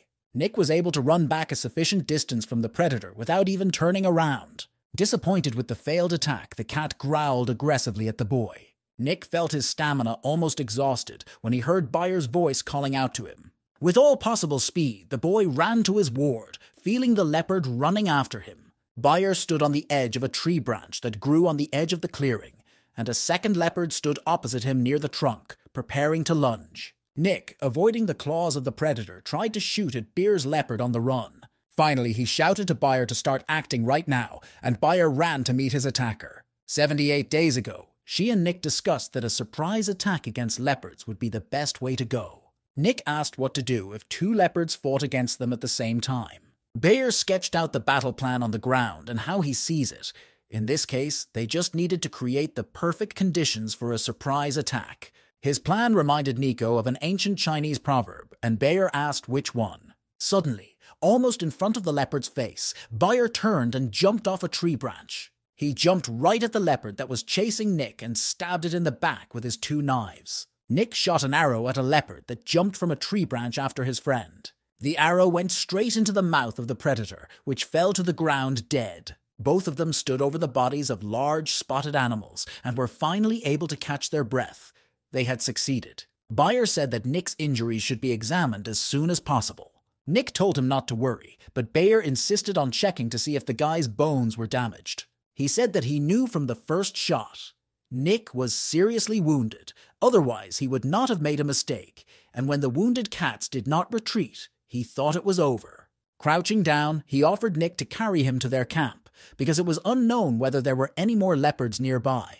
Nick replied that there shouldn't be any more leopards because they had finally conquered the island. At the same moment, a blue screen appeared in front of him with the scores for the test. Sometime later, they were sitting on Sandy Beach looking at the stars, and Bayer asked Nick why they were sitting here for so long. Nick looked up at the dark sky, dotted with stars, and smiling happily, said because the sun rose above the horizon, illuminating the large liner anchored off the coast of their island, and it was time for the boys to return home. Nick came to, sitting at the bar with an empty cocktail glass in front of him. He exclaimed with surprise and relief at the same time that he was back. The barmaid stood across from him and looked at him with a little surprise, smiling. She said how good it was that he hadn't died, and now she wouldn't have to rack her brains about how to get rid of the body. Nick asked in surprise if death in the game meant death in reality. The girl answered naturally. Seeing a necklace on his chest, she was surprised that he was able to get equipment in the very first game. She rated the necklace at 5 points and said that he could exchange points with other players or buy items from her with them. The barmaid asked him to put the necklace in the box she had brought out, and Nick couldn't understand why he was being so careful. She replied that not all equipment has positive effects. It is better to be on guard. The box restrains the effect of the equipment. It can also be bought here. The girl said that it would take time to evaluate the equipment and asked me to come back in 3 days, taking out her business card from her neckline. She said that it was her phone number, and if he wanted to remain incognito, he shouldn't take it out of the bar. Nick replied that he would write down the phone number, but he couldn't immediately remember his password. She advised him to rest for a couple of days, because he might have some problems adapting to this world. Finally, she told him to beware of other players because stealing equipment and points is common among them. Nick realized that he couldn't let his guard down even in the real world. Now he just wanted to rest, and tomorrow he would have to buy a bow. He stayed at a hotel because he didn't have the energy to get home. But he couldn't fall asleep on the soft bed he had dreamed of on the island anymore. He was too uncomfortable. After all the torment on the pillows, he decided to sit on the floor and immediately fell asleep. The window of his hotel room offered a beautiful view of the morning city. He went down to the reception and approached the receptionist, who blushed when she saw him but asked if she could help him. Nick, standing in just his pants and yawning, handed her the key to his room and said he wanted to check out. He didn't understand why all the people in the lobby were looking at him like that. Were they all gamblers who wanted to rob him? He realized what was happening only when a little girl standing behind him started making noise that there was a naked uncle standing there. Some time later, he finally arrived at his dormitory at the university. With a large bag over his shoulders, he approached the door of his room. Grabbing the handle, he realized that he hadn't been here for a long time and timidly opened the door. Liam sat in the middle of the room, trying to fasten his sleeping bag to his huge backpack. Liam saw Nick and jumped to his feet, shouting that he had written to him many times, but he had not responded. Nick apologized and added that his phone was on silent in his pocket. Surprised, Liam ran up to his friend and touched his forehead, suspecting that he had a fever and he was not in the mood for friendliness. They hadn't seen each other for only one evening, but the changes in Nick's behavior were striking. Nick hung on the words, "one evening." In reality, only one evening had passed, but he had forgotten about it. Everything around him seemed alien. He had lived on the island longer than in this room. Liam couldn't understand what was going on with this guy if his girlfriend had dumped him. He approached Nick and told him that he was going camping with his friends and invited him to join them. Nick thought that maybe on this trip he could recover and gladly agreed. Liam's mind was completely short-circuited. It was as if the guy standing in front of him had been replaced. He had never agreed to such leisure. Liam asked about the bag behind Nick's back and asked for help with his things, and Nick replied that the bag contained a bow and arrow and that his hands were also busy. He didn't understand why Liam had packed so many things, and he said that he had taken a tent, snacks, food, and other small things. There were girls waiting for them on the street, and when they saw the boys, one of them waved and called out to Liam. The guy told Nick that this was his girlfriend Meg, and they had met before. He added that Jane, the first beauty of the university, was standing next to her, and the girl had just turned in their direction. Seeing Nick blush, Liam asked him with a smile if he liked her. The guys came closer to the girls, and Liam introduced his friend to them. Meg asked her boyfriend to step aside and put their things in the car. A beautiful girl from the university came up to Nick with her friend and said hello. Her friend's name was Temmie. As they were loading their belongings into the car, an expensive foreign car stopped next to them at high speed. The car door opened and a young man got out and called Jane's name. He said he found out about her day off, so he booked the best restaurant for them and he was asking her out, and he handed the girl a bouquet of roses. Jane completely ignored the guy and without even turning around, walked to the car, saying it was time to go. The guy ran up to her and aggressively grabbed her arm and started ordering her to obey. Nick approached him from behind with a fair desire to intervene in their dialogue. Suddenly, Liam's hand came out of the car and abruptly pulled Nick inside. Liam told Nick in his ear that he shouldn't get involved with this guy because he was from the mafia and the head of the student council. Jane could defend herself. At that time, Jane turned to the impudent guy and told him to let go of her hand immediately because she was about to close the door. He told the damned Jane to stop and not to make him angry. Tearing her hand away and completely ignoring the guy, Jane slammed the car door and told the driver to drive. The furiously angry Major stayed by his car and angrily threw a bouquet of flowers after the departing car. He could not forgive any girl for such behavior toward him. He gave his word that she would answer for it. In the evening, the friends had already set up tents and made a fire, and the girls were preparing dinner. Nick went deeper into the forest to be alone and practiced shooting his new bow. He pulled the bowstring, pointing the arrow at the chosen target, and released it with an exhale. The arrow whistled across the clearing and stuck in the trunk of a tree. Behind him, Liam began to clap his hands, asking where he learned to shoot so well, and Nick asked what he was doing here. The boy replied that the girls had already made a fire and started cooking dinner, and he came to call him to the camp. Suddenly, their conversation was interrupted by Meg, who ran to the boys, calling out to Liam. The boys asked what was wrong, and the girl replied that there was a disaster in the camp. Both boys tensed up at these words, and Nick's anger began to grow inside him. At the camp, Jane, hiding behind Temmie, said that she would call the police if the uninvited guests did not leave the lawn. 3 guys who looked like mafia members were standing in front of the girls and mocking them. Suddenly, the main one ran up to Jane and hit her hard in the face with his hand, and she dropped her phone in surprise. He stood over the frightened girls sitting on the ground and crushed Jane's phone display with his boot. The boss ordered 2 of his men to grab the girls, leave the pretty one to Kevin, and they could have fun with the other one. When Temmie heard this, she started shouting that they had no right to do this. At that moment, behind them, the perpetrators heard Nick's voice shouting for them to get off the lawn. When they turned back, they saw 2 boys and a girl, one of whom was aiming a bow at them. Nick shouted at them to get off the lawn because he was not responsible for himself. The attackers didn't know what to do, and the bow in the boys' hands made them somehow reduce their ardor. Suddenly, the company leader pulled a knife out of his pocket and said that Nick would not have the courage to shoot a man. At the same second, Nick's arrow flew past the head of the leader and knocked the knife out of his hand.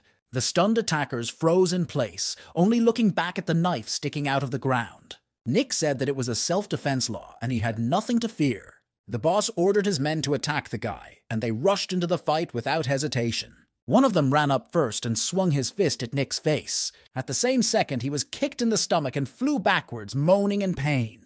The second attacker ran up behind him and, pulling out a knife, jumped at Nick. Liam came to Nick's aid and stabbed him in the back, causing him to fall face down on the ground nearby. Liam pinned him to the ground with his body, ordering Meg to knock the knife out of his hands as far as possible. But the attackers didn't give up and were already making a new attack on Nick. He grouped himself, turned to face them, and thought that they were just small bipods compared to the leopard. But something happened that he did not expect. One guy fell to the ground and grabbed his leg, holding him in place. The other one had already run up to within arm's reach with a knife, ready to strike at any second. Nick realized that there was no way he could escape this vile trap, that he would be stabbed, and suddenly, everything around him froze. He looked around and saw all his attackers frozen in the same position. He touched the attacker's knife to make sure he wasn't imagining it. Pulling the other guy's leg out, he moved away from them to a safe distance. Nearby, he saw his friends trying to pull the knife out of the hands of the third attacker. When he turned around, he saw Jane grabbing a burning stick from the fire and running to help her friends, while Tammy called the police. He could not understand whether time had stopped again and what was happening around him. Nick looked at his watch to confirm his guess. Last time he entered the game at 23 o'clock, and 1 hour of reality was equal to 20 days of play. On the 20th day of the game, there was some kind of system error and the game time changed. In conclusion, the time increased by 480 days, or in other words, by 24 hours. He recalled that Kronos had said that he had prepared a gift for him as a farewell, and it turned out that the gift was to stop time after midnight for 24 hours. Suddenly, Nick's phone rang in his pocket, signaling new messages. These were messages from a damned old man. He wrote that the boy should thank him for such a gift, bowing down. Nick didn't intend to do it, but he appreciated the gift. It was a very useful ability in the current situation. In order to deal with the enemy, we had to attack the main one at once. These guys were sent by Kevin, so he must be somewhere nearby. The first step was to find the bastard, and Nick decided to do it. Nick went to a clearing next to their camp, where he saw 2 parked cars. He had anticipated this, but he did not yet understand why there was another car on the lawn. Coming closer, he opened the door of the minibus, greeting me. Inside, there was a large bed on which Kevin was lying in just socks and underwear with his phone. Next to the bed was a minibar with everything Kevin's soul could desire. Nick wanted to see what little Mr. Kevin was up to, what he was laughing at while looking at his phone screen. He was just sick of these bastards because he already had a kind of disgusted feeling about the whole thing. Taking the phone out of his hands, Nick saw a message to deliver Jane to him and do whatever they wanted with the others. He realized what kind of freaks these guys really were, if they could see themselves from the outside. He wanted to think of some way to turn Kevin to the righteous path, and he came up with a good idea. He took Kevin's head with one hand and began to pour water from a bottle into it. Saying that he was absolving Kevin of all his sins, he poured the entire minibar of the car into him. He left empty bottles next to the boy, not wasting time cleaning up the traces. He was very tired of the realization of his revenge, but he was still pleased with himself. After the amount of water he poured into Kevin, he could be said to have been cleansed. He stopped next to this major's cool foreign car and thought, such a cool car couldn't be idle today, so he had a new plan. A moment later, Nick was sitting behind the wheel of a convertible, holding the leather steering wheel in his hands. He pressed the gas pedal, and the car growled with a pleasant sound. With the pedal to the floor, Nick raced from the clearing to the forest at full speed. 23 hours and 40 minutes later, Nick returned to the same clearing, completely delighted. These extra 24 hours were great. He had time to do everything he wanted to do, and even drove a cool, expensive car. The only thing that was a little upsetting was that it hit a lot of branches on the way and left a lot of scratches on the car body. Now it was time to deal with Kevin's henchmen, whom he had left behind in the camp. The day had almost passed, but the whole world was still in a state of stasis, and Nick still couldn't believe it. He wondered if his friends had been standing in these uncomfortable positions for so long. But now was not the time to think about it. He took the burning stick from Jane. He took the knife from the attacker, whom Liam had knocked down, and replaced it with the burning part of Jane's stick. He pulled his attackers closer to each other, trying to put them opposite each other. He was pleased with his work and ingenuity, and Kevin's handymen were ready for the next round. All the actors were in their places and the countdown had already begun. In 3 seconds, everything resumed its movement. Temmie continued to talk on the phone with the police. The attacker, who was knocked down by Liam, raised his burned palm up in pain and started screaming. Jane stopped and looked at her hand in surprise, because it no longer contained the stick she had definitely taken out of the fire. One of Nick's attackers felt a sharp pain in his abdomen and screamed. The second one, who hit him, stood dumbfounded by the boy and did not know what to do. Large drops of cold sweat ran down his terrified face. A second later, a plea for help was heard from the clearing next to the Friends camp. Sometime later, police cars and ambulances arrived at the Friends of the Forest camp. Nick, Liam, and the girls stood in the middle of the lawn and watched as the attackers were packed into police cars and Kevin was carried to an ambulance. Surprised, Liam began to wonder aloud how this could have happened. Meg supported him in this. They did not understand where the attacker's knife had gone and why a burning stick had appeared in its place. Nick also pretended to be surprised because he remembered how his attacker had also pointed a knife at him. Jane, who came and stood next to Nick, said that it didn't matter how it turned out. She added that these attackers got what they deserved. Temmie ran to Jane and fell to her knees, screaming for forgiveness. She said she told Kevin about the place because he promised her that he would buy any lipstick she wanted. Jane did not know what to say in response. She simply did not have enough words, and the girl did not stop talking. She said that if she had known how things would turn out, she would never have said anything. 3 days passed, and Nick returned to the 24-hour bar to get his gear. Liam wrote to him that the major had picked up his documents from the university, and that Jane, the first beauty of the university, had asked for his phone number. As soon as he read it, he received a friend request from Jane. A bartender came up to Nick with a box and told him that the equipment had been evaluated. Nick asked her what effect the object he found in the eel had, and she replied that it was positive. Nick opened the box with the necklace and asked how much it would cost him.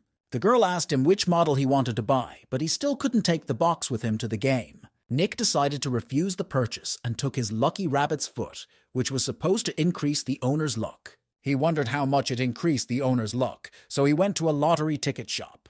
He asked the owner for 10 lottery tickets of 10 yuan each, throwing 100 on the counter.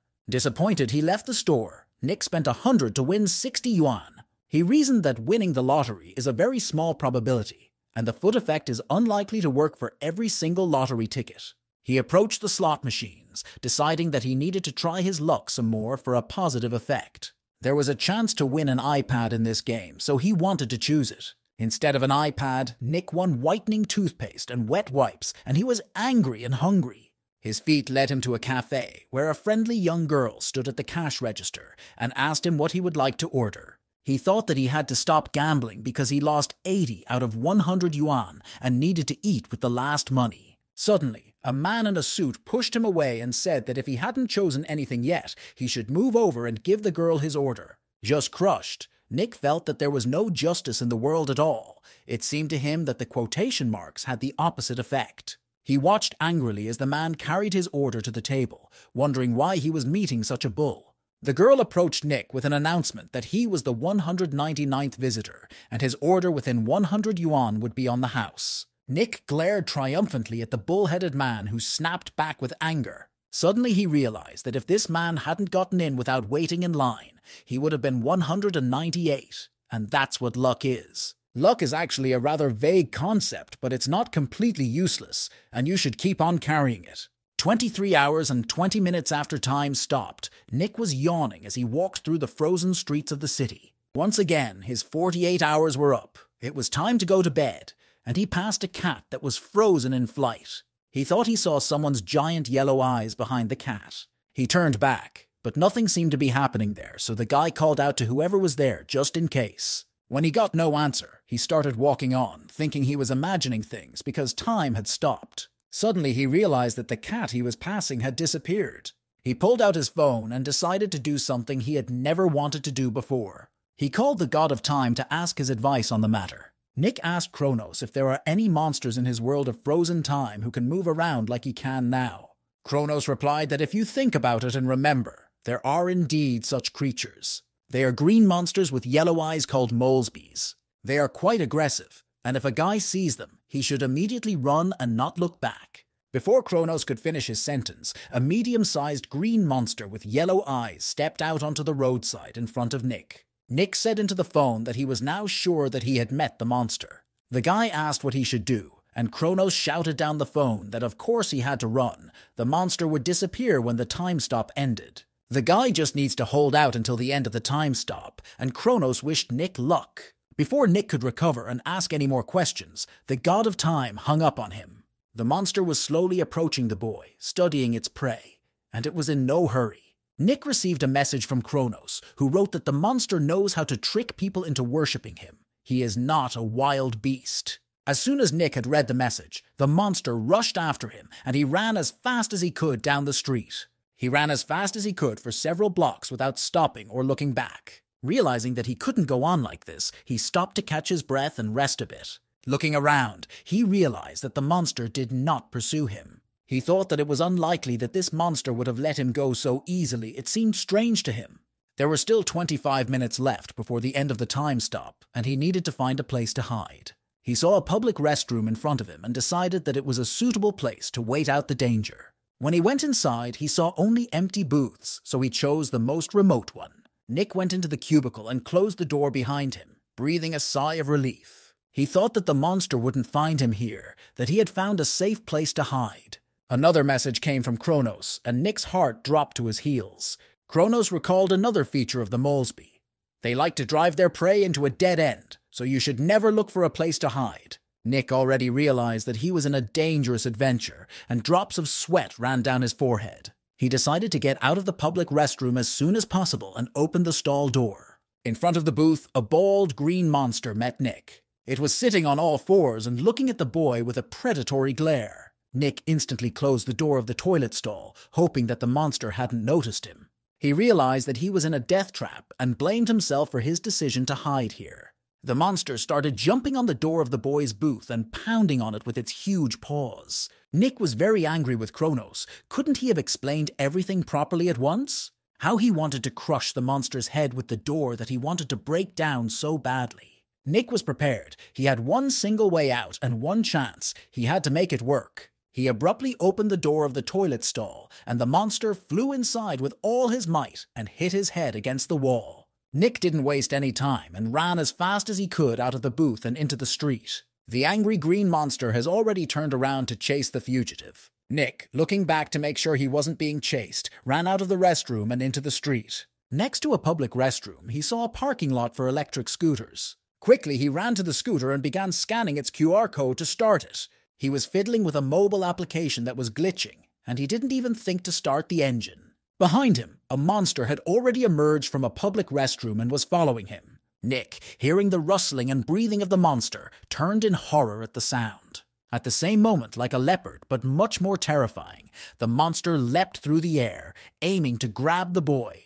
Finally, the app worked and the scooter started, and the guy had seconds to escape. He didn't need to be asked twice. The monster landed in the parking lot and watched Nick run away from her on his electric scooter. He could feel in his back that he had escaped death by a miracle, because if he had been a second later, the Molesbee would have devoured him. Nick frantically drove his scooter at top speed, but when he turned around, he saw that the monster was not far behind. However, the guy also noted that the monstrosity could not even catch up with an electric scooter. There were still 13 minutes left until the end of the time limit, and he wanted them to fly by as quickly as possible. He thought that he would last 13 minutes if there was no force majeure. If he could hold out a little longer, he would be completely safe. Nick began to notice that the scooter slowed down and tensed up. The last thing we need is for the electric scooter to run out of battery power right now. He turned around and saw that the monster had pushed off the ground and was flying straight at him with its mouth open. Frightened, the boy turned the steering wheel of the electric scooter and steered it toward the fence of the bridge he was riding on, and the monster flew past him. The fence was just a short distance away, and Nick realized that he would not be able to swerve to keep his scooter on. Gritting his teeth, he anticipated flying over the fence and down from the bridge. A few seconds later, it happened exactly as he had predicted. He flew off the bridge upside down. He flew down and prayed that this monster could not swim and would not jump into the water after him. But his prayers were in vain, because a few seconds later he saw the monster flying after him. Nick was in despair. He did not know what else he could think of to save himself. He fell into the river at a high speed and had only a few seconds to save himself. After a while, his hand appeared above the water and caught on the city's embankment. The guy came to the shore all wet and exhausted, trying to cough up water from his lungs. Nick was very angry. He almost died in that cold water, and with such a persecutor. He was very lucky that the green monster swims very poorly, which gave him a little head start. He still had 5 minutes left before the end of the time stop, during which time the molestation could still catch up with him. Near the place where he swam out, he saw a mesh fence of a power substation, and he needed to get there. After a while, a Molesby crawled to the same shore and ran the same way. She was pleased with herself, because she felt that she was trapping the boy again, and this time he would not have a chance to get out. Walking quietly on the ground, she wandered through the buildings of the power substation, looking for traces of her victim. Suddenly, she heard the voice of a guy talking quietly to an old man and saying that he had found a shelter. The guy said that she would never find him, but she had already heard him and opened the door. He said he was safe, but she had already gone inside the building and was inspecting it.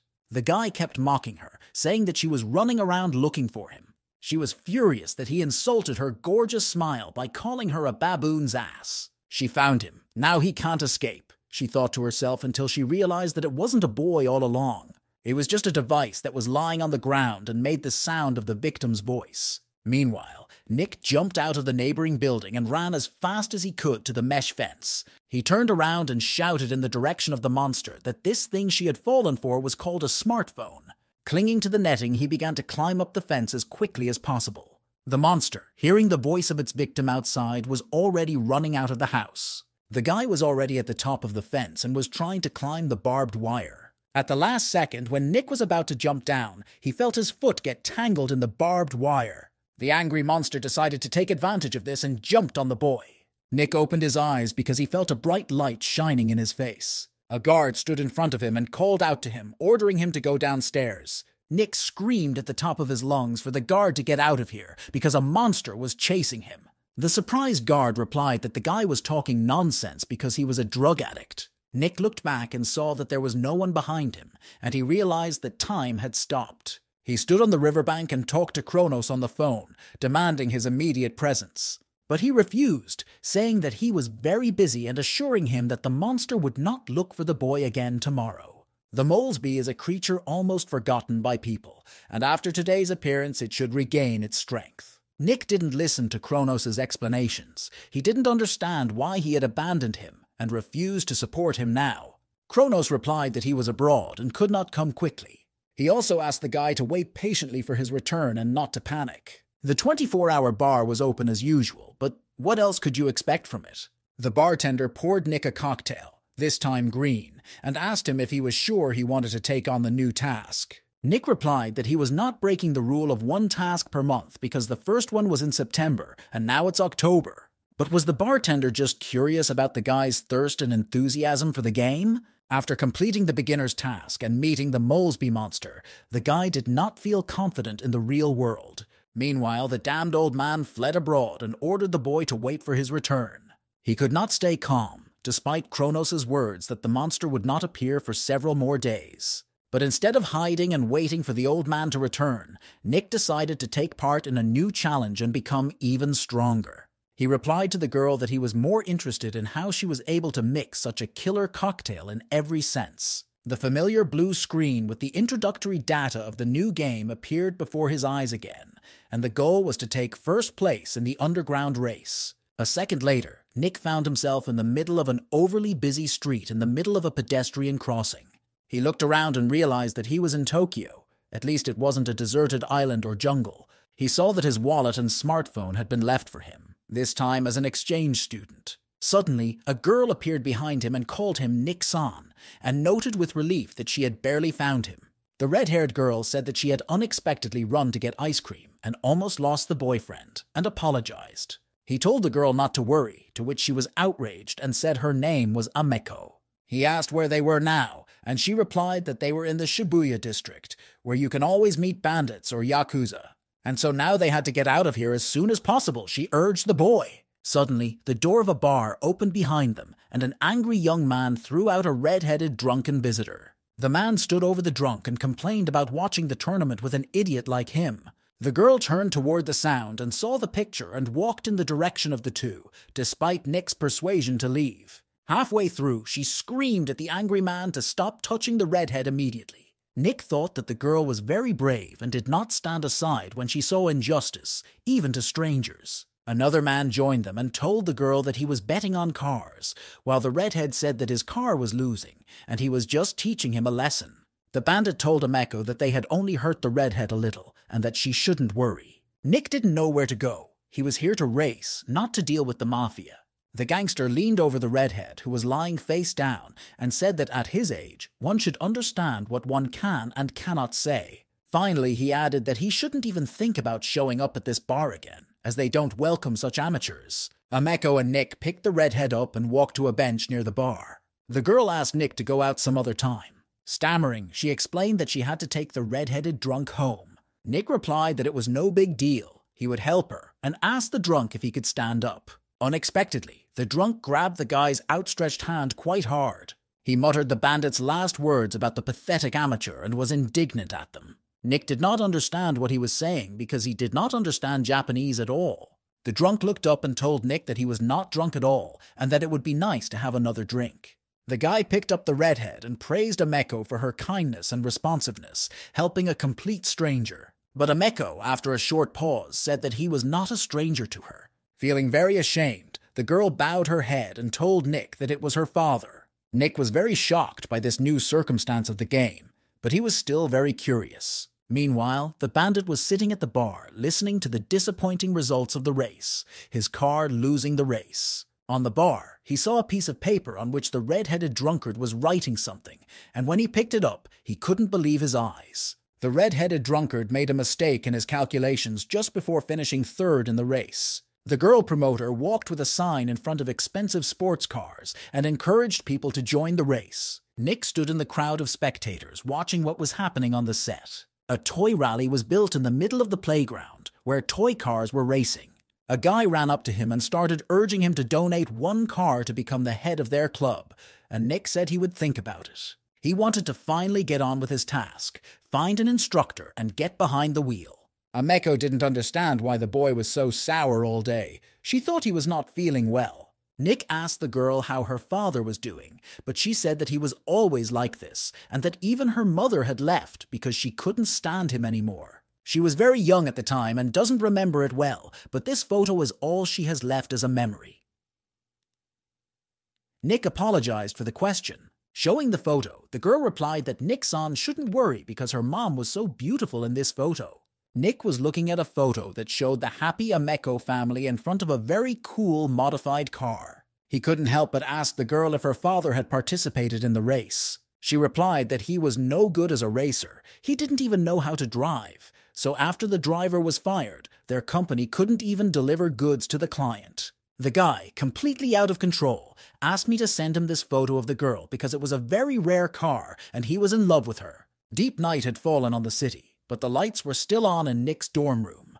He was still focused on finding the information he was interested in, scouring the internet. Finally, he found what he was looking for and stopped with a satisfied look on his face. In front of him on the monitor was a photo of Ameko's father, a race winner who would definitely become his driving instructor. The next day, the guy, full of determination, knocked loudly on the door of Ameko's apartment. Ameko's father was still sleepy, with a damp towel over his head, yawning sweetly. Unhappy that someone was disturbing him so early in the morning, he went to open the door. When he opened the door, he saw an unfamiliar guy who politely greeted him. He closed the door without listening, but the guy was not confused and said that he had brought Kuramatsu tincture with him. At the same second, the door opened again, and an unfriendly red-headed man invited Nick inside.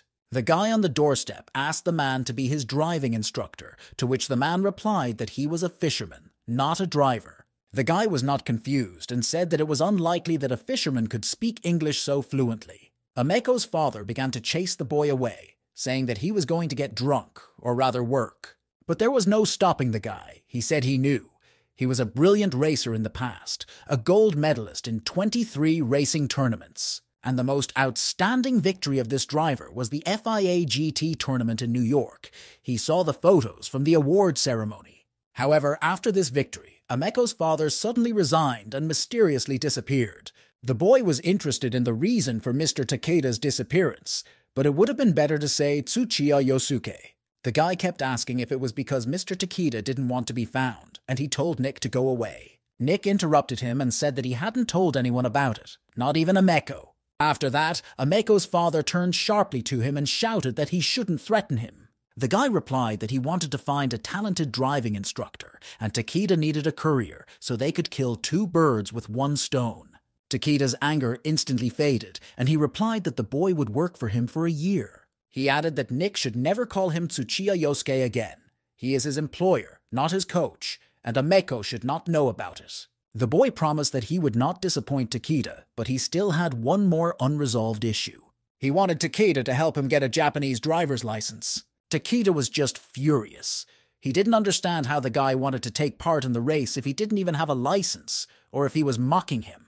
Nick replied that he didn't have a Japanese license, and the one he did have was for an automatic. He hadn't driven with a manual transmission, so he begged him to agree. Takeda said he would have to find a modified car for Nick somewhere. He took the boy outside and kicked him out of the house, telling him to come back in 3 days. Nick breathed a sigh of relief.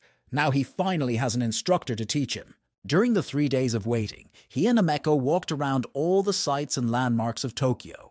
In fact, they had a great time with her, and Nick hadn't had so much fun in a long time. On the 4th day, he returned to Takeda, and his long-awaited studies began. Takeda said that he had prepared a car especially for him that was designed for off-road travel and bad weather conditions. The man approached the white minibus and proclaimed that it was a second-generation Mitsubishi L300, made in 1982. Nick was disappointed. 82 years old, a minibus, and the teacher didn't like his reaction. Takeda told Nick not to underestimate this car because he had already worked on it. He reduced its stability, but also significantly reduced its weight. Tired of persuading the boy, he ordered him to drive a Comet to see his driving skills. Takeda was sitting in the passenger seat, watching with suspicion as the boy hesitantly fastened his seatbelt. Nick suddenly shifted the gear shift into neutral, but he pressed the gas pedal to the floor. He hadn't felt the car he was going to learn on yet. The car jerked off, obeying the commands of its clumsy driver. After getting stuck in the windshield, Takeda told Nick to remember to warn him that when he was going to participate in the race, he would be his beneficiary. Sweating profusely, Nick could only repeat to himself that he needed to step on the clutch and gas slowly. The white minibus began to move slowly, uncertainly, but still on one of the streets of Japan. Takeda decided to give the boy some advice, telling him not to risk his life for the sake of racing, because it's not a child's game. He regretted agreeing to be this guy's instructor when he approached him with a question about today's delivery. The boy dropped his teacher off at the car, and the teacher said that he would send the coordinates to his smartphone. Finally, Takeda added that the boy should be careful, because Japan is very strict about driving without a license. The happy boy told his teacher that he could rely on him in this matter. Looking at the white car driving away, Takeda prayed to himself that the boy would be okay. It was evening, and a relaxed man was sitting in his apartment drinking beer and watching a movie. Suddenly, Nick's voice was heard outside the apartment, announcing that he had returned. Takeda opened the door and said that the guy had spent 5 hours on a trip that takes 1 hour, but the guy said that he had made it quite well. Scratching the back of his head, he added that the car would have to be repaired. Takeda could no longer contain his emotions of disappointment. This weirdo had let him down on all fronts today. He slammed the door in Nick's face and told him to go away, that he would deduct the cost of repairs and the penalty for the delay in